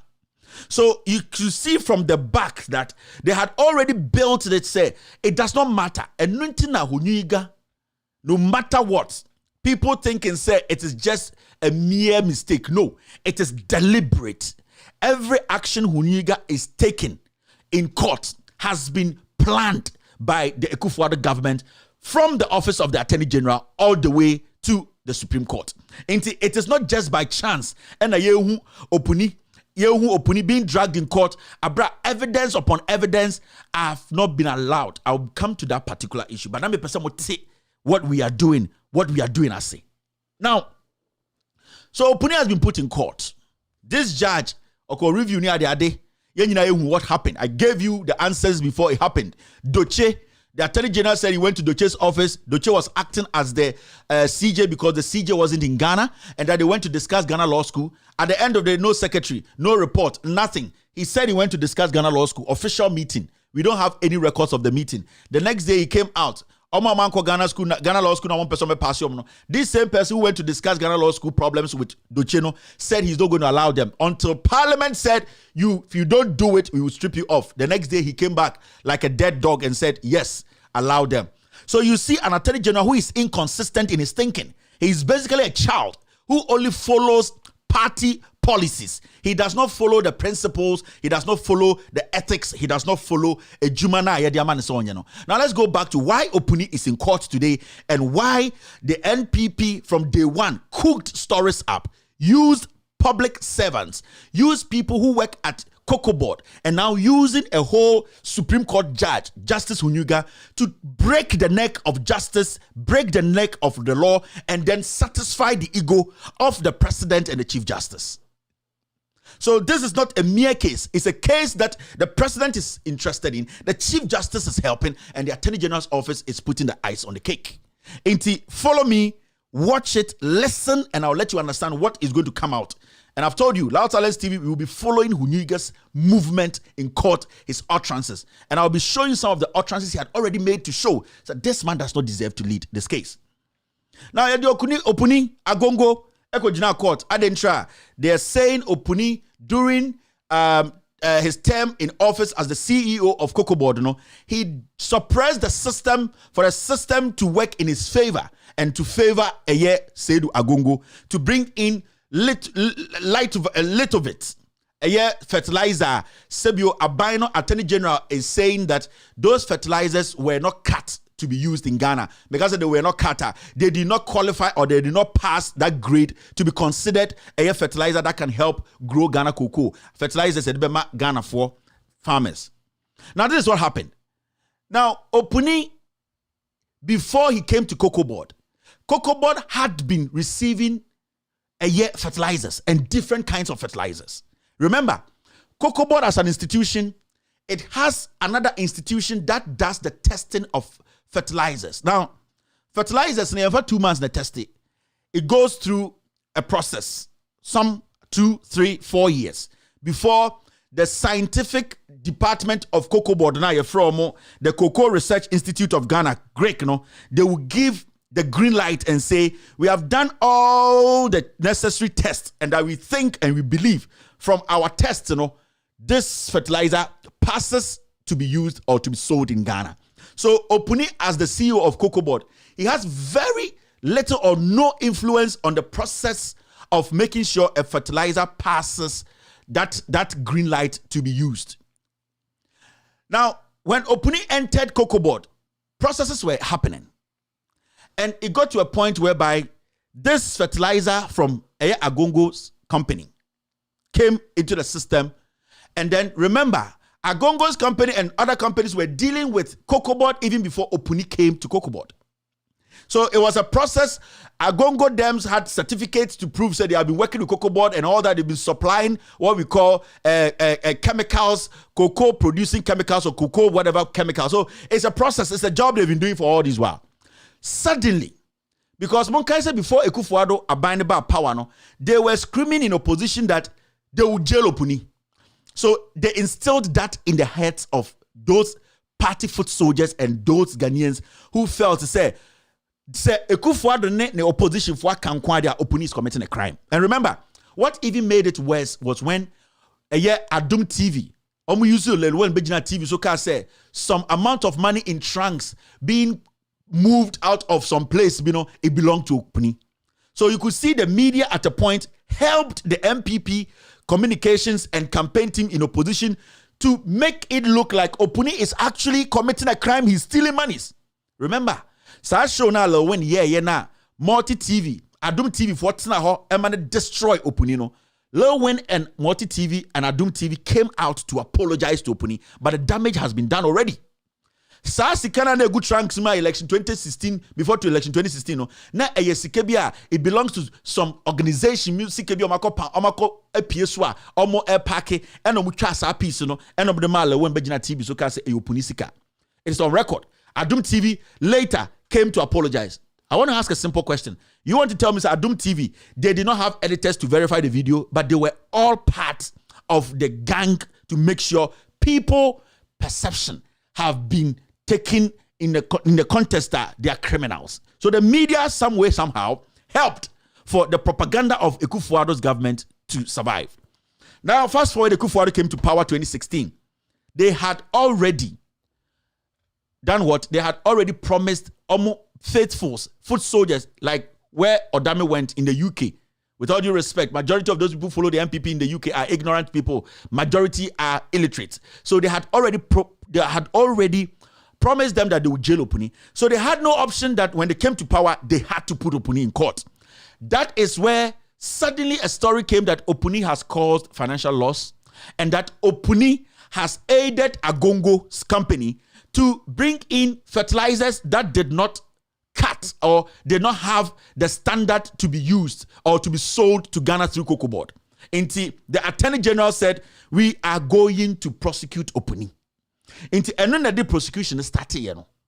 Now, the prosecution started.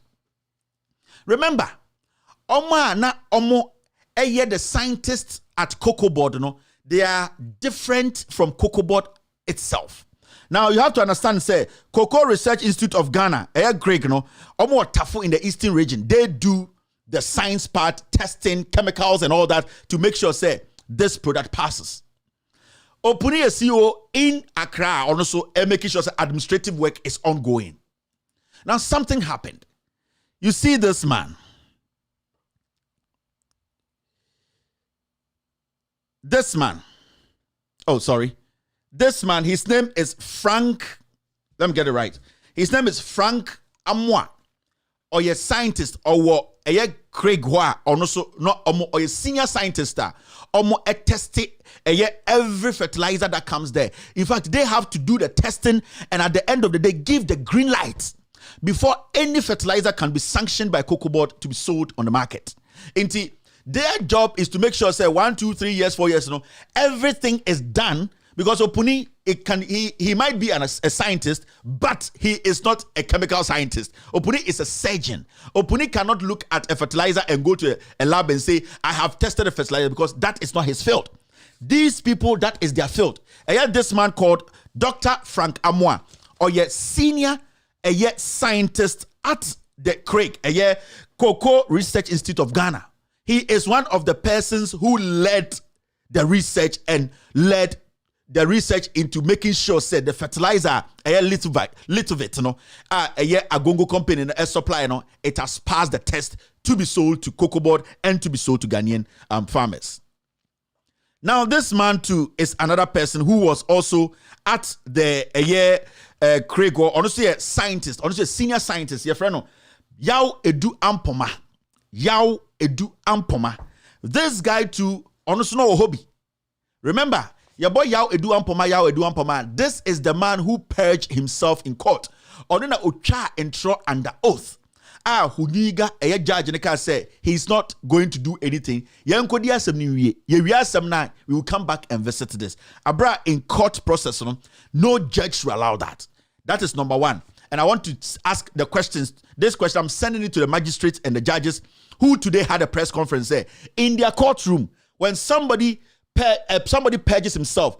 These judges and magistrates who released a statement today, I want to ask them, say, are they going to immediately sanction or penalize the person? And I said they will leave the case and go and come. Emma ethics, I want to ask them simple questions because we say and the omo kabrofo, omo say legitimate lawyers, they are going to defend Honyenuga. But I'm going to use your own brains to ask you questions for you to prove to Ghanaians and say whether you deserve to be judges or magistrates in court in Ghana. So this guy, and remember, this guy is one of those guys. During election 2020, before election 2020, he shared 35 motorbikes to MPP constituency. Or say, this guy is a full MPP constituency member. Now, before election, you to know, now or motorbikes, MPP constituency. But this guy, remember, Edu Amponsa was a prime witness for the Attorney General against opening. Okay, let's move forward. What happened was, it got to a point whereby Cocoa Board needed fertilizer. The farmers were demanding. The pressure was coming. Now, remember, Cocoa Board has been dealing with different companies, which Agongo has been part of for all this while. Now, what happened was, Opuni called and said, guys, we know the system calls for about 3 to 4 years fertilizer testing before we can say this fertilizer cuts. But from your experience, can you people do anything? I don't care. To make sure, say, you fasten the job you are doing. To make sure, say, the cocoa no end to me chain. And sana yakoguso inti, you people, I'm leaving this to you. Do what you can do to make sure, say, if you have some fertilizers in the traffic you are working on, do the work quickly, swiftly, so that we can also help the farmers. So Opuni did not insist that do this, but he was suggesting. Now, this is what happened. What happened was, later when the NPP came to power, and they said, Opuni forced the scientists to hasten or fasten the testing so that it favors Agongono, something happened. Yoko actually started doing investigations. Now, when Yoko started the investigations, they called this man called Dr. Frank Amwa and questioned him and said, this allegation that Opuni insisted and pressurized you to make sure that said we are going to fertilizer now, many can watch me, moon pushing and go through without going through the process well, no? Is it true? This man, in a statement on record to Yoko, said nobody pressurized him to do the test and confirm that fertilizer was perfect for the Ghanaian market and also perfect for cocoa growing. It is on record. So Yoko has it on record. Ampoma said, it was through my experience and the experience of my team, we were able to make sure this passed. And no farmer has even come out to say that this little bit fertilizer has destroyed his cocoa. Till date, farmer biamba abontin beka bibian chirobia. So you have to understand the statement from the senior senior scientist, Frank Amwano. You could see, he was speaking from Onwankasana well. And then at Yoko, this man said, even when Opuni called him, Opuni did not call a meeting. He said, Opuni, he cannot prove, Opuni actually instructed him. And that conversation we had with Opunino said Opuni and a share no. Na just a formal conversation. Remember, asema okani yoko no ka say obi an hye no ono na ye na dwuma, ono na lead senior, omo na ye bibia making sure say everything passed. Owura court no, he said a different thing. Or say Opuni and a share no, and no bubusa no court to say you are the senior scientist. So Opuni for official meeting. Nasa okase go and do this. There should be a secretary. There should be 1 or 2 people with you. Do you have any evidence to prove that Opuni actually called the meeting and insisted that you people go out and fasten the process to favor, and I say enko favor Agongo, or say nothing like that? That is what's his answer. And the Busan said, is there a document to prove, say, this day and this date, there was an official meeting of Opuni share, or say no? Or what you committed your kind, or say, Opuni never forced him. But Oduru court, he tried to lie. And the Busan said, do you have anything to prove? Because this is an institution. And you're a cocoa board. You are a scientist. If the CEO calls you for a meeting, the probability of a secretary and other people being there is high.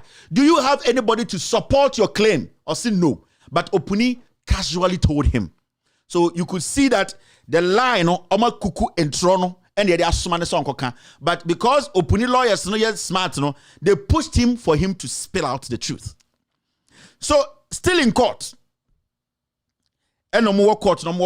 And then Ampoma also was called. And yet this guy. Yaw Edu Ampoma. He also came. In Sema Okayano, it did not make sense. In court, that was when they realized that through the cross-examination from Opuni's lawyers and Agongo's lawyers, they got to know the guy has lied or had lied under oath. So what was the judge, Honyenuga, supposed to do? The judge was supposed to stop the case there and said, you, when he came into the box, you swore an oath with the Bible saying any single word that comes out from your mouth is the truth and nothing but the truth, and that if I speak a wrong or if I lie, I should face the consequences. So what should a judge who is neutral, who is looking at the facts do? Because every statement the guy did or made in that box can affect the outcome of the case, the judgment itself. But the Honyenuga did in court, and he said he is not going to take action. And I'm sending this message to the magistrates and judges today. Had a press conference to tell Ghanaians and lie. I want you people to put down that your ego and listen to facts and judge yourselves if you are legitimate, honest judges and magistrates. So Honyenuga that they are protecting, Honyenuga said he does not care, and that the Omonkonko Ria Semono Abra nipa ne twa sa antro no betumi asai asem no emebuetia obi no. Honyenuga said he does not care. We ankonko wi asem ye wi ane aba back abetie ne ntro no twa, because in court at the credientia ye ma wo so oath ne say ne be ya wo twa ntro ye betumi agina ya twa so na ye yi ntro no broni beka say we were expunged ye yi free wa asem mu ne be ya nipa na omutie ne be hu say ntro we twa ne ye yi free inti affect bibia. But this is the case, and yet Honyenuga just allowed this guy to sit there and continue lying, whilst a whole Supreme Court judge performing his duty in court, knew the consequences and how this can affect the outcome of the case. Now, it got to a point in the case whereby evidence, and I said, you were supposed to bring evidence, right? Something happened in court. Everybody needs to understand, say, Honyenuga, from his actions and what he has done in court, clearly he is biased and nobody should take him serious, and he is just in there to jail Opuni, to pay the president back for moving to Supreme Court, and also making the Chief Justice know he did his job for him. Yes. Now something happened. Evidence are Opuni aside a provider, a Attorney General side. They provided evidence. Now, this is what happened. And this is the part of the story where majority of Ghanaians don't know. So, when the Attorney General came out with some evidence, the Attorney General brought out some documents and said, these documents are evidence to prove, say, Opuni and Agongo did something wrong and they need to be punished. So the Attorney General brought these documents. Now, remember, what the Attorney General did in court was that documents or the buyer, said document way, if it is it is page 1, A, B, C, D. Now, maybe at the next sheet near page 1, C, D, E, F, G, H, R, or the front page when the buyer. Second page now it was here E, C, D, no one fan can. So he took some documents or the bar court bachelor judge, in the prosecution, they say these are the evidence that shows that Opuni has to be jailed. Now, Opuni's lawyers raised an issue, and that issue was that, Mr. Judge, the documents the Attorney General is showing in court, they are not full documents. And I said documents ni nyina enye ni nyina no.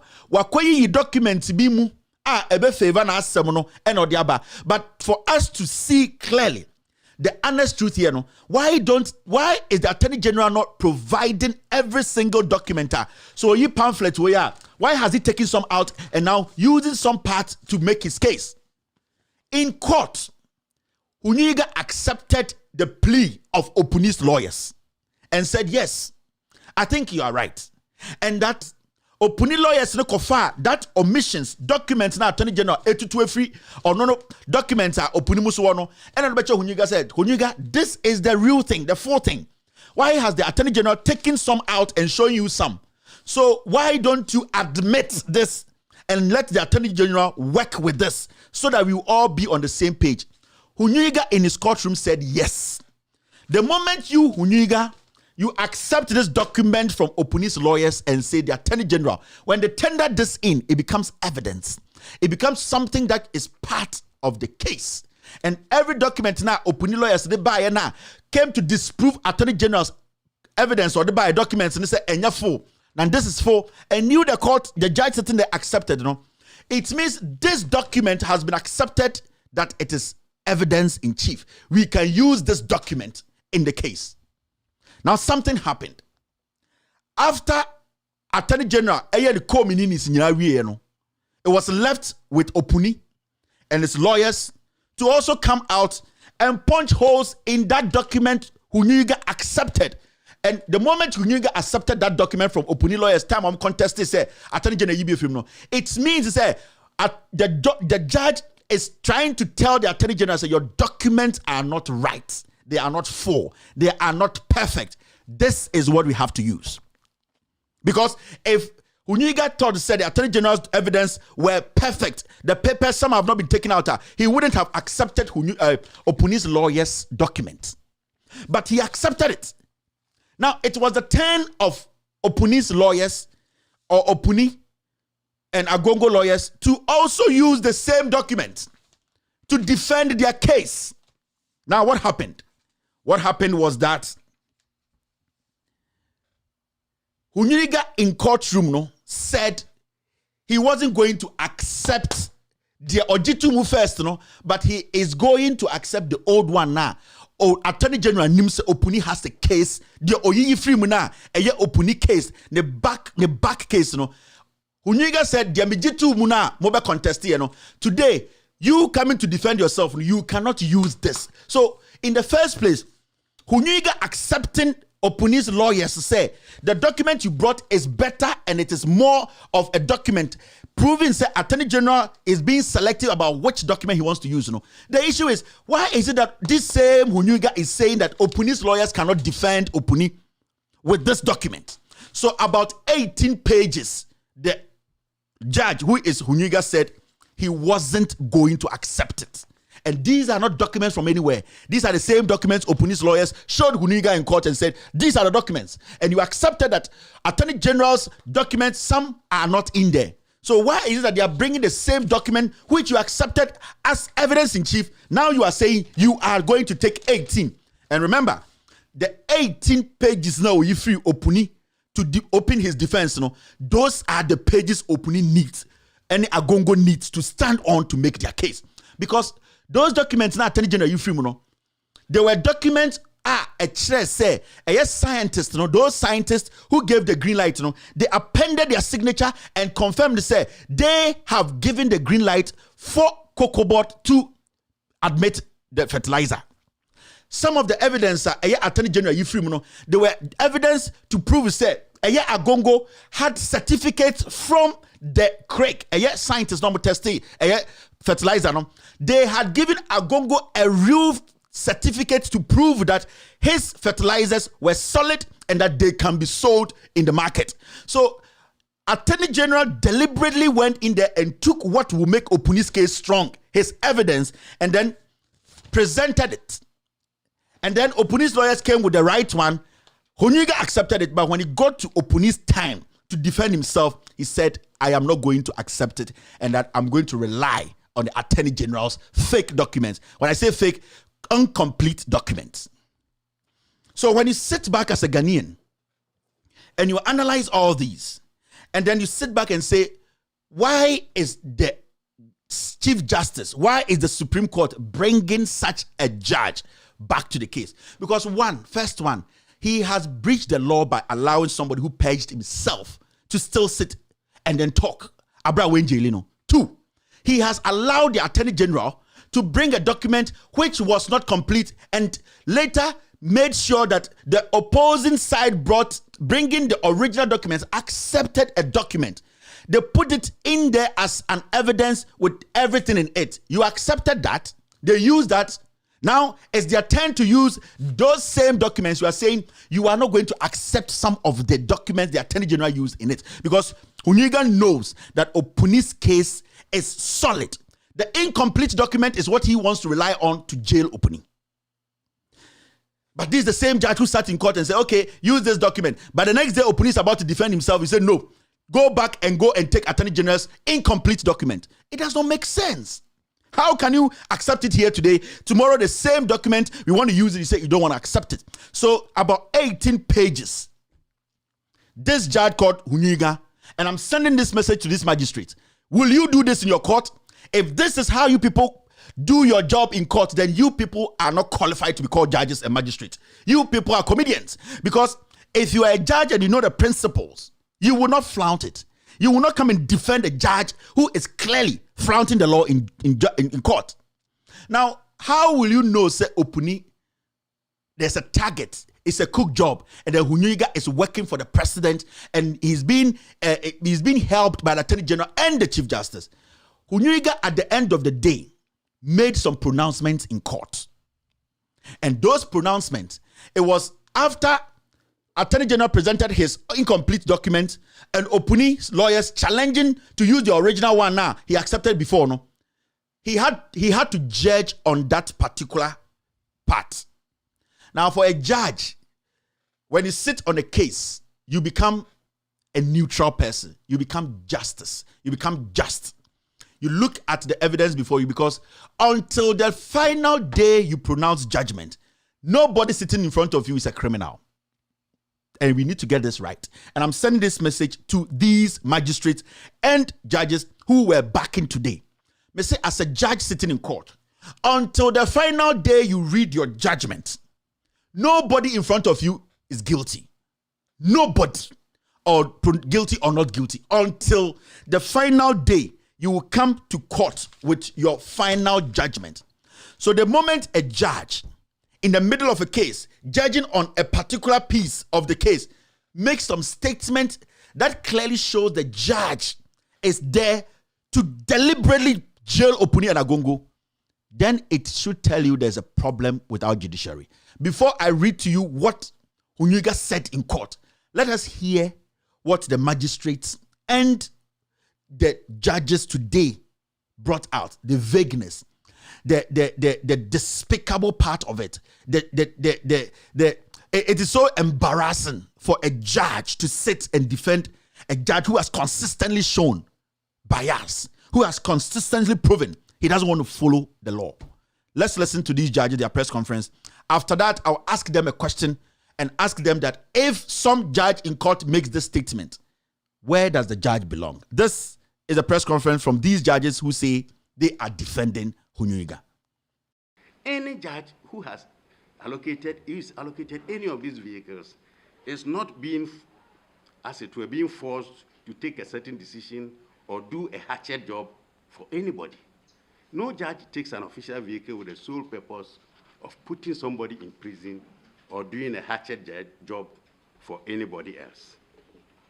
This allegation, which is being thrown around all over the place on social media, we find extremely malicious, unfounded, and we see it as a deliberate attempt to cause disaffection to Justice Honyenuga in particular, to His Lordship the Chief Justice, and to the Judiciary in general, and we take great exception.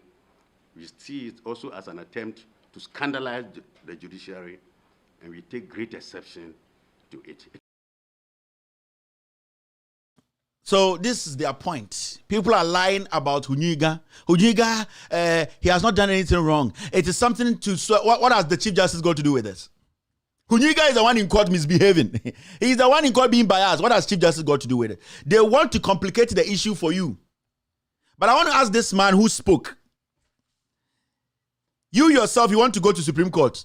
But they are telling you, Akufo-Addo's government is telling you that you were sworn in by Mahama and you have been sitting down there. You have not been considered. What are you doing? Who are you trying to impress? Are you trying to impress the president? He will never make you a Supreme Court judge.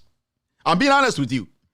They have told you in your face that you were sworn in by Mahama, so you are an NDC judge. You are doing everything possible to lick the balls of the president. The president is not going to listen to you because you are not in his plans. But let's stick to the issue. Now remember, before I let you know what Honyenuga actually said, these two guys, Edu Ampoma and Frank, Edu Ampoma and Frank Amwa, these two people were on retirement. Akufo-Addo came to power and they brought them to add them to the transition team. And then they told them to come to Kokobot to come and be witnesses for the Attorney General. Remember, these two men, they were on retirement. These two men, Edu Ampoma and Frank Amwa, they were sitting at home. They brought them from retirement to come and do what? Come and be their prime witness. This man called Frank Amwa, he made a statement at Yoko that nobody pressurized him and that he did his job and that the little of it was the right and all that. Why do you think when he came to court, he changed his mouth? He changed his mouth because these people had told him if the fertilizer was fake and was sent into the market, then you should also stand prosecution. So the only way he can avoid being prosecuted by Attorney General was to fall or do what the Attorney General wants. That is why you see a man who goes to Yoko and say, nobody pressurized me to sign, to give them certificate that this fertilizer was, but come to court and say, I am a witness for the Attorney General and start to lie and then fumbles. Because they had told him, in the right process, if, let's say, Opuni even did something wrong, let's say, Opuni did something wrong, then it means that this guy and those guys there, they all have to go to court. They have to go to jail if they are saying that they are all guilty, because Opuni's job was not to test the fertilizer. So if Opuni did something wrong, Opuni pressurized you, then it means you are also equally guilty. And if Opuni is going to go to jail, you have to go to jail. But suddenly, this guy came to court as a witness for the Attorney General and backtracked because he knows that if he tries to stick to his statement at Yoko, the issue at the end of the day, if Opuni is found guilty, he is also technically found guilty because his work at the end of the day made Opuni end up this way. So to avoid jail time, which they have already planned for Opuni and Agongono, they will have to make this guy look like the person who is telling the truth. But you know for a fact, this guy is lying because at Yoko, he said a different thing and in court, he said a different thing. I want you people to understand why these people were brought back. Now, let me show you what, after the tussle with the documents, a judge like Honyenuga sat in court, the statement he made, he opened his mouth to say. This is what he said.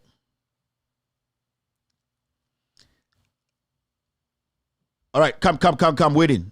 I'm waiting for...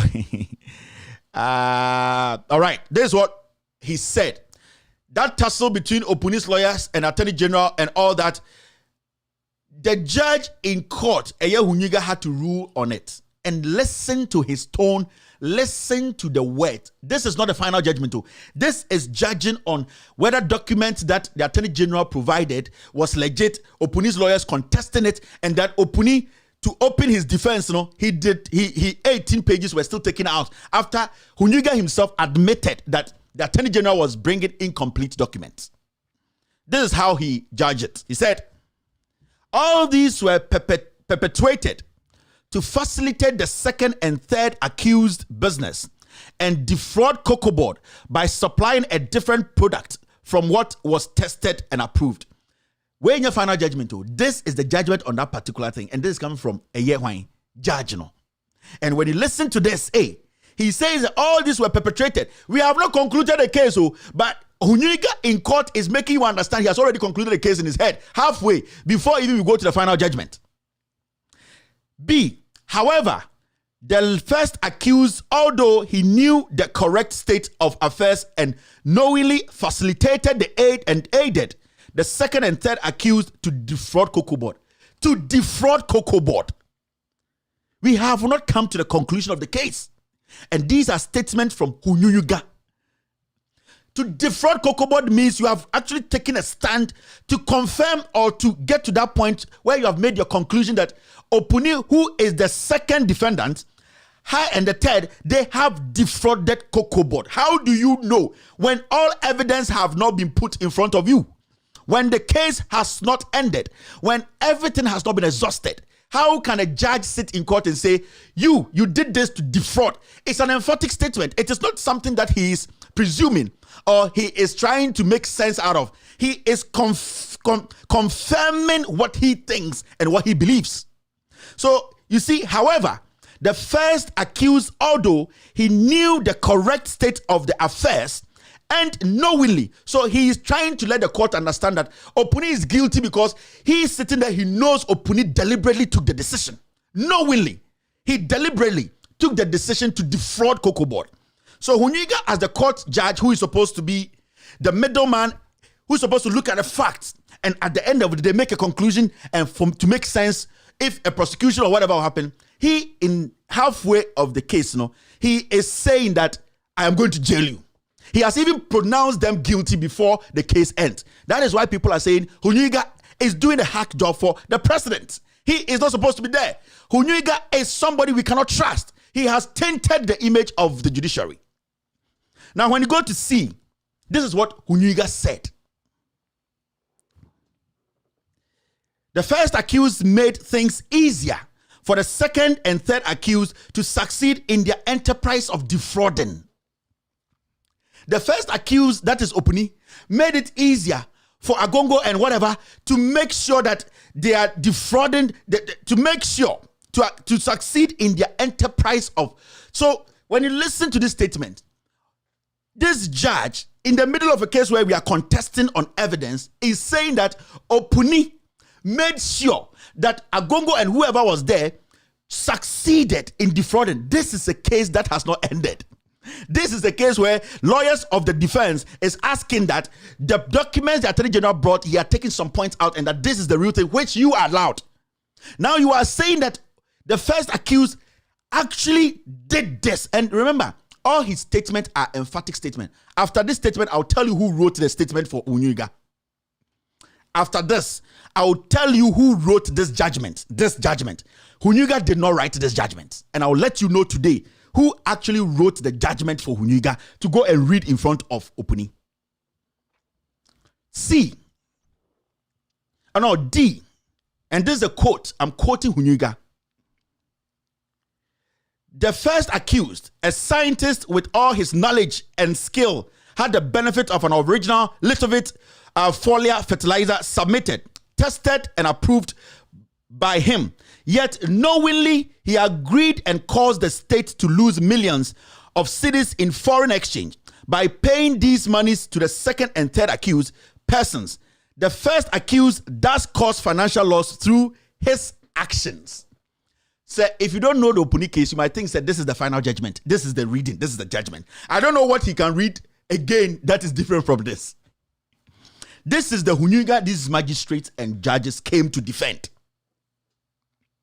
In the middle of a case. And you have Honyenuga making this pronouncement. He has actually pronounced Opuni guilty. Honyenuga has pronounced Opuni guilty even before. Because from his statement as a judge, he is technically saying that Opuni deliberately decided to defraud the nation. I am not saying it. These are words of a judge who, in the middle of a case, speaking about a particular segment of the case and then making judgment on this. And then in his judgment, he is confidently and emphatically, that word is very important. Honyenuga was emphatically making a statement. He had pronounced Opuni guilty, even though at the end of the day, nothing had been proven that Opuni is guilty. And this is the same judge. These people came out today to do a press conference to tell Ghanaians that what? To tell us that we are just speaking our minds and we are not intelligent. We are making vague allegations because they are judges. They think they are sensible than anybody in Ghana. We give you people the respect. We respect your, but sometimes you people should take away your friendship. Take away your party jacket. Look at the fact. It means you, these magistrates and judges, you will do same in your courts. When given the chance, you, these magistrates and judges who came out to the press release to defend Honyenuga in this action, his statement, it clearly means to say, when you people get the chance, you will do this, and maybe you are still doing it. Because who on earth would say this is not a prejudging or a pronouncement that is saying that the judge in chair would definitely jail Opuni? If you, the man who had a press conference, you, this magistrate, you, this lawyer, judges, if somebody, you were in a box and a judge says this, what will you say?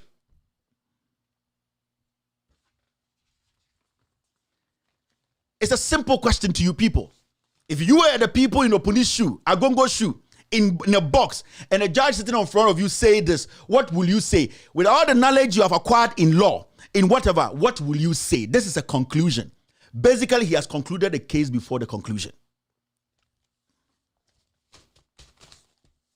So this is what we have been talking about, that the case has been tainted, that Opuni has been targeted, Agongo has been targeted. The case has been skewed from the beginning. The fact goes against the Attorney General. He has no evidence, but he's using Honyenuga to jail an innocent man.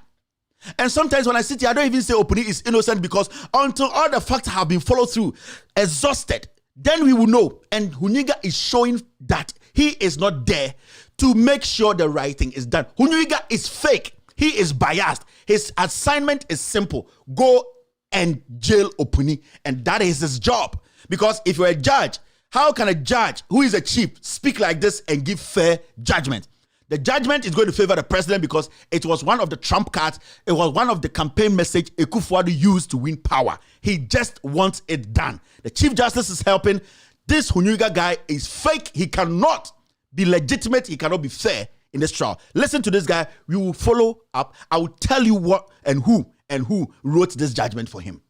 We wish to congratulate you for the excellent manner you are governing this dear country of ours, Ghana, and the significant gains made in the economy in your first term. It is true that you have won high admiration not only in Africa, but also in advanced democracies. Your flagship programs, like the free senior high school, planting for food and jobs, which has increased food production and has even led to exports. One district, one factory, among others, has increased food production and has improved upon the standard of living of many Ghanaians. Indeed, for special mention is the free SHS, which has broken boundaries and has greatly bridged the gap between the rich and the poor. This program has also broken the record which was held by the first president of the Republic of Ghana, Dr. Kwame Nkrumah, who gave free education to our brothers and sisters in the northern part of Ghana. Your free SHS program is unprecedented in the history of Ghana. In the first term, as it covers the whole country, we in this district have equally benefited. And we say, Ayuko to your excellency, and may God and our ancestors shower their blessings on you, give you longer life and deeper thoughts to move this nation forward. It is our hope that with your vision and the gains made in your first term, Ghanaians may consider giving you another 4 years. It is our hope that with your vision and the gains made in your first term, Ghanaians may consider giving you another 4 years.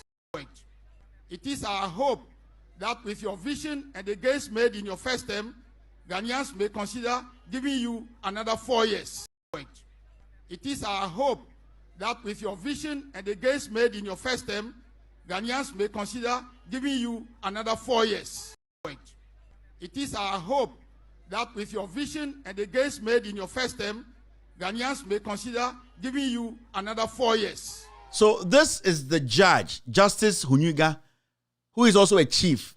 This is the same judge that the Supreme Court sat and reviewed and said this guy cannot sit on this case. And Doche, Attorney General, came together, brought Tokonu, that lying woman, and then that black hat woman, ex-wife of the Chief Justice, and Bolemole, Eye Ashikote, to come and overturn. This man is the man you are telling me he has integrity. This is the man you are telling me that he will give a fair judgment. This judgment he gave, he didn't write it. In fact, remember, this judgment he gave within the case, Opuni had not made a statement too. Opuni had not come out with his defense. Opuni has not even come into the box. His lawyers they are not opening any defense. This is this judgment before Opuni makes his defense. Who in their right senses think Opuni will get the opportunity to walk free? This guy will jail him. This guy's job is a simple job. Go and finish Opuni and Agongo, because I have promised Ghanaians. It does not matter. We all know they don't have facts against them. Go and jail them. So I want to send this message to Honyenuga and those magistrates and judges. Ask Honyenuga who wrote this judgment for him. Johnny Kulendi, Emmanuel Timbila, aka Emmanuel Timbila, he wrote this judgment. Supported by who? Doche, and also by CJ. This Honyenuga guy has spoken to people he trusts that he is tired. Why are these people putting all this on him? Honyenuga can swear. If he is a man, he should swear by his stool that he wrote this judgment. He didn't write this judgment. Doche, Johnny Kulendi, aka Emmanuel Timbila, and CJ's help, they wrote this judgment for Honyenuga because he did not have that mental capability to lie like this. He is telling his friends, he is telling people he loves that he doesn't want to be part of this. But the Chief Justice, Johnny Kulendi, aka Emmanuel Timbila, who it has emerged that he allegedly killed his teacher, Mr. Ali. He used a chair, handle or leg of a chair to hit the man for the man to die. Today, he has changed his name as Johnny Kulendi, sitting at the Supreme Court. His lawyer then, in senior high school when he killed his teacher, was Ambrose Derry. I'm still waiting for Johnny Kulendi to come and say it's a lie. He's a Supreme Court judge. I'm disrespecting you. I'm putting your integrity in the mud. Come and say it is a lie. So this Johnny Kulendi, Doche, who met with the Attorney General in the office and the help of the Chief Justice, they wrote this judgment for Honyenuga. How did I know? I got to know because the people he confides in, they are speaking to people and telling them that why is Honyenuga not stepping away from the case? Today I saw the magistrates and judges making some allegations that it is out there a lie. Honyenuga has not been given any car. Honyenuga in 2019 was given a Land Cruiser and a saloon car by the president, by the government. During the review time, Honyenuga went back to ask. He has become a little greedy. He went to ask for money, and also he was given another Land Cruiser and a saloon car. Let him come out and tell us the new set of saloon cars that he has, where he got it from. The judges and the magistrates, we respect you people. Stop what you are doing. Stop what you are doing, because the moment you allow us to go into details, majority of you guys will open your asses. And that is something I don't want to do. The magistrates and the judges coming out today to defend Honyenuga and say we are lying, and I say, if you people don't stop this propaganda you are trying to do, we will open every single individual's ass. Honyenuga is bad news. Honyenuga cannot be fair. Honyenuga cannot be given the right to sit on this case. A man who sleeps with his subordinate, Angela, a married woman, threatened this woman that if she leaves the judiciary, he will make sure she's transferred to a village that she will never see her husband again. These are the men we are dealing with. You people should not force us to bring out sexual escapades, people who are sleeping with women. They are subordinates in Supreme Court and all these courts. And then at the end of the day, they are sweeping condoms and stuff from your offices. Don't force us. We want to keep it clean. We want to keep the judiciary clean. We want to help. If you people want to make sure you help people who are not ready to listen and help the system to work, we will all destroy the system. Don't get people angry now. We are here defending the judiciary. We are here making sure the right thing is done. You people have so much things in your closet. If you people want us to go that way, we will all go that way. No allegation is a lie. Every single thing that has been said. Why is Honyenuga himself not stepping out to defend himself? Why is Honyenuga himself not stepping out to defend himself? You, these so-called judges and magistrates who came out with a press statement today, were you not in this country when Kennedy Japan insulted the Chief Justice and the Supreme Court insulted the judge sitting on the case? What did you people say? You people should shut up. You people should shut up and let us look at the issues. Kennedy Japan insulted the Chief Justice that he's a stupid man. He insulted the judge. He is a foolish judge. None of you guys showed face to stand and say you want the right thing to be done. All of you guys quelled. The judge sitting on the case. At the end of the day, the Chief Justice and the Supreme Court turned around to take the judge off the case. A judge who has been insulted by a member of parliament. Were we not in this country? Did you people speak? Were we not here when Ojedom made allegations through his lawyer, Efrifa, to the GLC that the Chief Justice had taken $500,000? Where were you people? Why didn't you come out with a statement? You people should shut up. The bones in your closet, if you people get us angry, we will not have a judge in Ghana. Because we will expose every single judge. You people should stay away. If Honyenuga knows that he's doing nothing wrong, he should come out himself and make a statement. We've been working too hard to this point, and we are not going to stop. At this point, when we stop, we are crazy. We will never stop until the right thing is done. We will never stop until we see that judges, magistrates are doing the right thing in this country. You cannot judge a man. You cannot judge a man in the middle of a case. You are a Supreme Court judge. You, these judges, magistrates who came out to speak today, are you not ashamed? Will you do this in your courts? Or you are doing this in your courts? Who does this? This is an emphatic statement jailing a man who has not even been given the opportunity to defend himself. And this is a Supreme Court judge. Are you people okay? Why are you doing this? What is politics going to do for you people? You are sinking this nation every single day. We are not crazy. We don't hate anybody. We want the right thing to be done. Why are you people embarrassing yourself like this? There are so many things we can say today that we don't want to say because sometimes we check the security of this nation, we check the judiciary. We want you people to have some self-reflection and make decisions to defend this nation's democracy. But when you people take some decisions, take some positions to impose yourself on the people, we will also revolt. And the revolting will be exposing judges in Ghana. We are not kids. We are not foolish. We are not stupid. There's a process. The judge sitting there, he has breached every single process. Why are you doing this? You're still watching with all due respect extended version. My name is Kevin Taylor.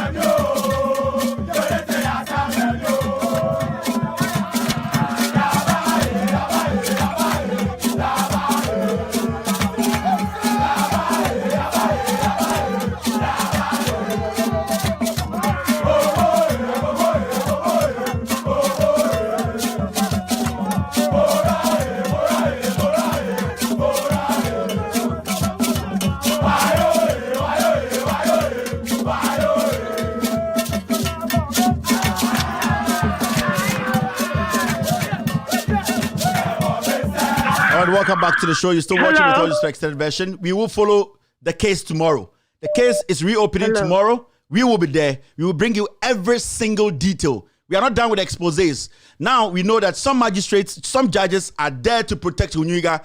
Upon all the things that I've told you people, upon all the facts that's in front of us, we will also expose judges in Ghana. We will make sure the bad nuts have been taken out, have been sacked from our judiciary for the right thing to be done. We didn't want to do this, but this time we will do it because we need to cleanse the judiciary. Hello, caller. Yes. Go ahead. Kevin. Yeah. Yes. Ghana fuenu. Me pese me kai Ghana fuadie. Na me kai na nado na ni buetia fuadie. This same Jimmy fu Ghana fo. Na Yakun Kwame Nkrumah mpo. This same Jimmy fu Ghana fo na Rollins firing squad. This same Jimmy fu Ghana fo you bet me align ni omo a big six. Nanado Kennedy Japan.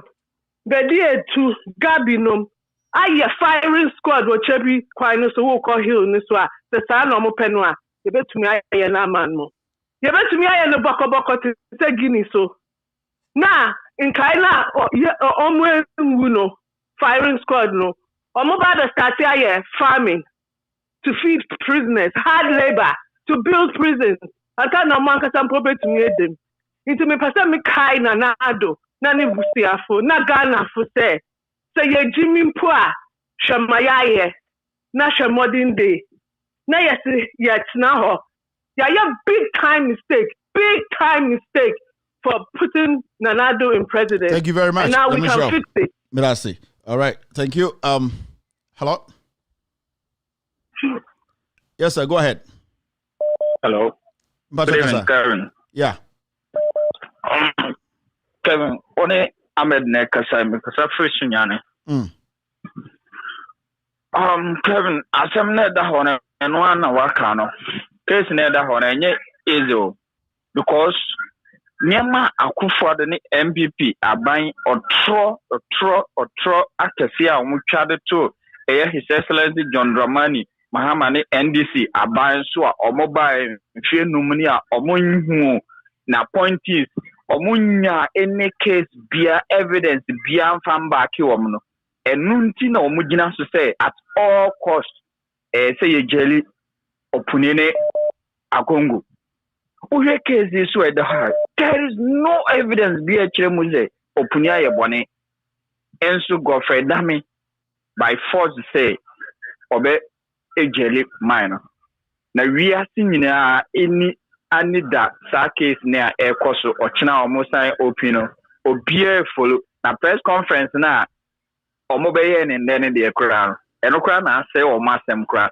I remember say obeka say Honyenuga Akufo-Addo amane card and no omobeye press conference no omantima di bank say asem na o kan no enye no kure de omotimi kan ne say card no omoye no enye omo Akufo-Addo na de ma omo enso we know the truth say Akufo-Addo na de card ma because of say omo megina so na omo njeli agongo na de ye ka ese ye hwe omo wi asi nyina ye hwe omo na ye hwe ba bia omo de ebekwa ago de ndina by force say yemfa nipa ba ko we say tie bia de na begina case ne so by force ada ono kwa na ye judge wo Supreme Court wada.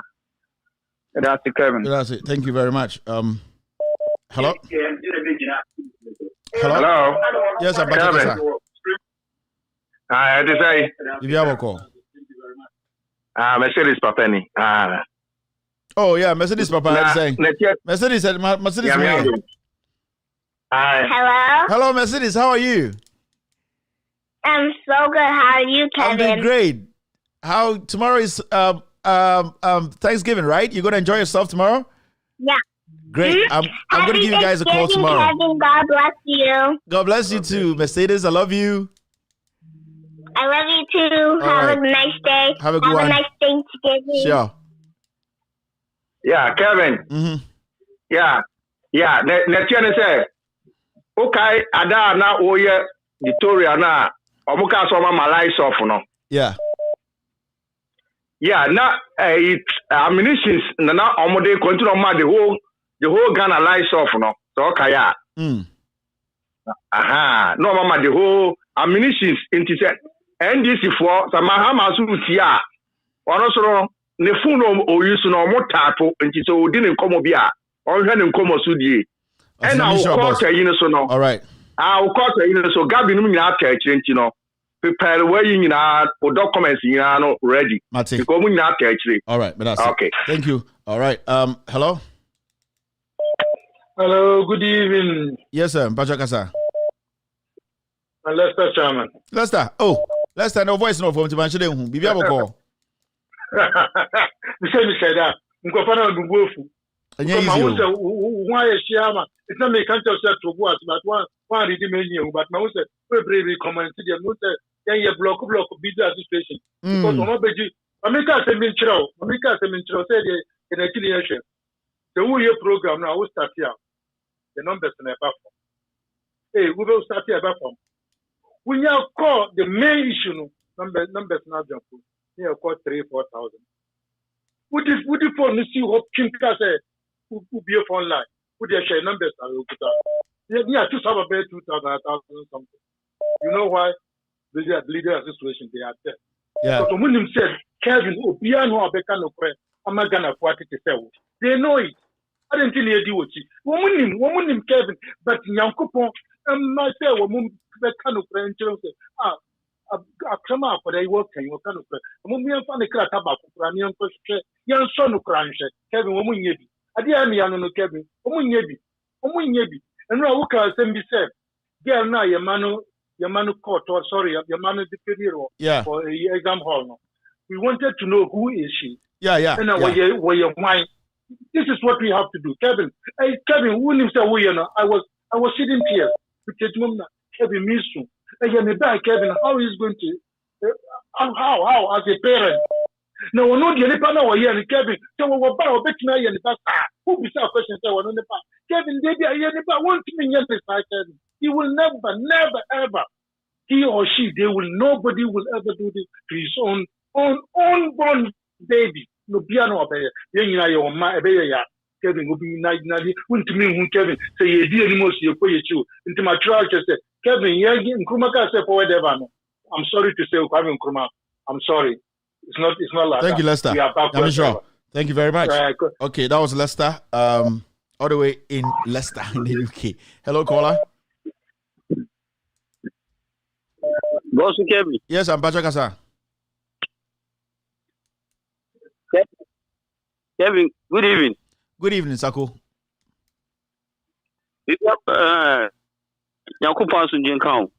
Kevin, obviously, okay, so no prepare evidence in the Gabi Numuni na etachri. But me person me I show the pakunu. Sa America judges no mo nye we mu na ye kan wo mo asemu. Sa America po judges no mo nye we mu a ye kan wo mo asem. Second, Attorney General, Kevin, and your contempt of court. Yeah. Yes, we court. Ye di yue. And Attorney General, according to our atem. We kura nyansa be ne wom. Chief Justice ni why now. Omu tina case wims. Omu say Attorney General for press conference. A pass judgment da. And your contempt of court. Attorney General, your contempt of court. I don't.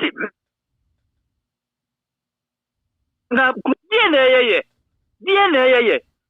My who say Attorney General, why you contempt of court? Say to New Court, ye di you wakopu attempt.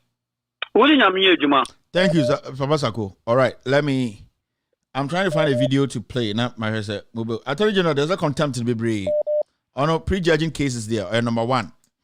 All right, hello, caller. Good evening, Mr. Kevin Taylor. Good evening, Watara. Kevin, long time. I know. Kevin, Nimbre, Aston Kaka Mekanise. Yes, Agongo, your friend is Dr. Puni. Dr. Puni made a put to a capana with Vetuno. Sadia when Yankupo Dauruma, Naso Frima, Yankupa Dauruma, Nakaso, Nye Frima, Sabi, Yasidi, Dani, Yafasa Munanam. Maybe I come Kakamekano. Didi da, any munam, enenam. Ye bonfire say Yankupo be yin free, not the SSA, baby and the queda no more fan for no more, or more we are judges, any lawyers. Nyamine see him in Yankupo Sule, your friends, or more pay there. Because when my person would teach China, who hear your friends say, and is for him pay for the bay, or my baby. But I think I look to make us say, openly, so no free sackers will Sabi. And Unya, and you quite so cast on Kwana Udio. I'm up for the home. Can you be the Samika? Kevin, maybe some mechanic MPP for Modo Muso Moya. What chama me, the Okosu, a friend, I shut already, I know. My friends, get the room to on the third, I know. What quarantine 3 years, they will have a some mobile Jomodai. Oh, no, need to get here. Go speak and sick and no, never be Benina, or Dinano, Canani.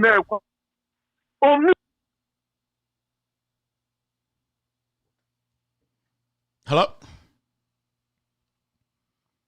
Okay, Watara is gone. Momiansha Attorney General, this is the Attorney General of Ghana.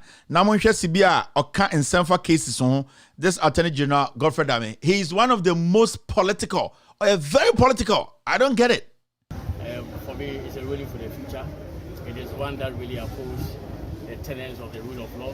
As far as I'm concerned, the previous decision was an aberration, was definitely undeserved to the extent that all the major principles on the invocation of Supreme Court supervision were ignored by the earlier ruling. And I felt the earlier ruling was a travesty, and therefore it was just appropriate that we filed for a review. The review was to correct the wrongs occasioned by the earlier ruling. So this ruling, welcome it, I think that it is definitely one that opposes the principles of law as we know it. And we're very grateful to this. And now before that, there was another application in which they were seeking for the refusal of justice to state, and something happened where you were made not to, appear, or you were made not to argue before the court. What are your comments about that, sir? Well, how did you take that? Well, I thought the earlier application asking Justice Doche to recuse himself was also one of the gymnastics, as we call it, deployed by Dr. Simonofuni. And clearly, it confirms the point that he's been seeking to avoid the judgment day. And definitely judgment day will come. I thought that the application for Justice Doche to recuse himself was totally baseless without any warrant whatsoever. Because the Constitution and various statutes of Ghana have placed constitutional duties upon me. By virtue of Article 153 of the Constitution, I'm a member of the Judicial Council, assist on the Judicial Council with various justices of the Supreme Court, justice of the Court of Appeal, and justice of the High Court. By virtue of the Legal Service Act, again, a member of the Supreme Court of Justice. So this was after he won the review. And so we studied Godfrey Dame very well. What he does is, he likes the cameras. And when he knows there is a possible win for him, he gathers the media before the win is done. Remember, time Olusu review, he didn't do this kind of gymnastics. And on our general say, Opponent's lawyer stating facts, showing say you lied about meeting Doche, and the meeting was about making sure that you overturn the verdict. He came out to say because Opuni is scared of judgment day, so all the things they were doing in court was gymnastics. But you could not prove otherwise in court to say all that Opuni's lawyers raised in court, it was a lie. So this is the kind of Attorney General we have.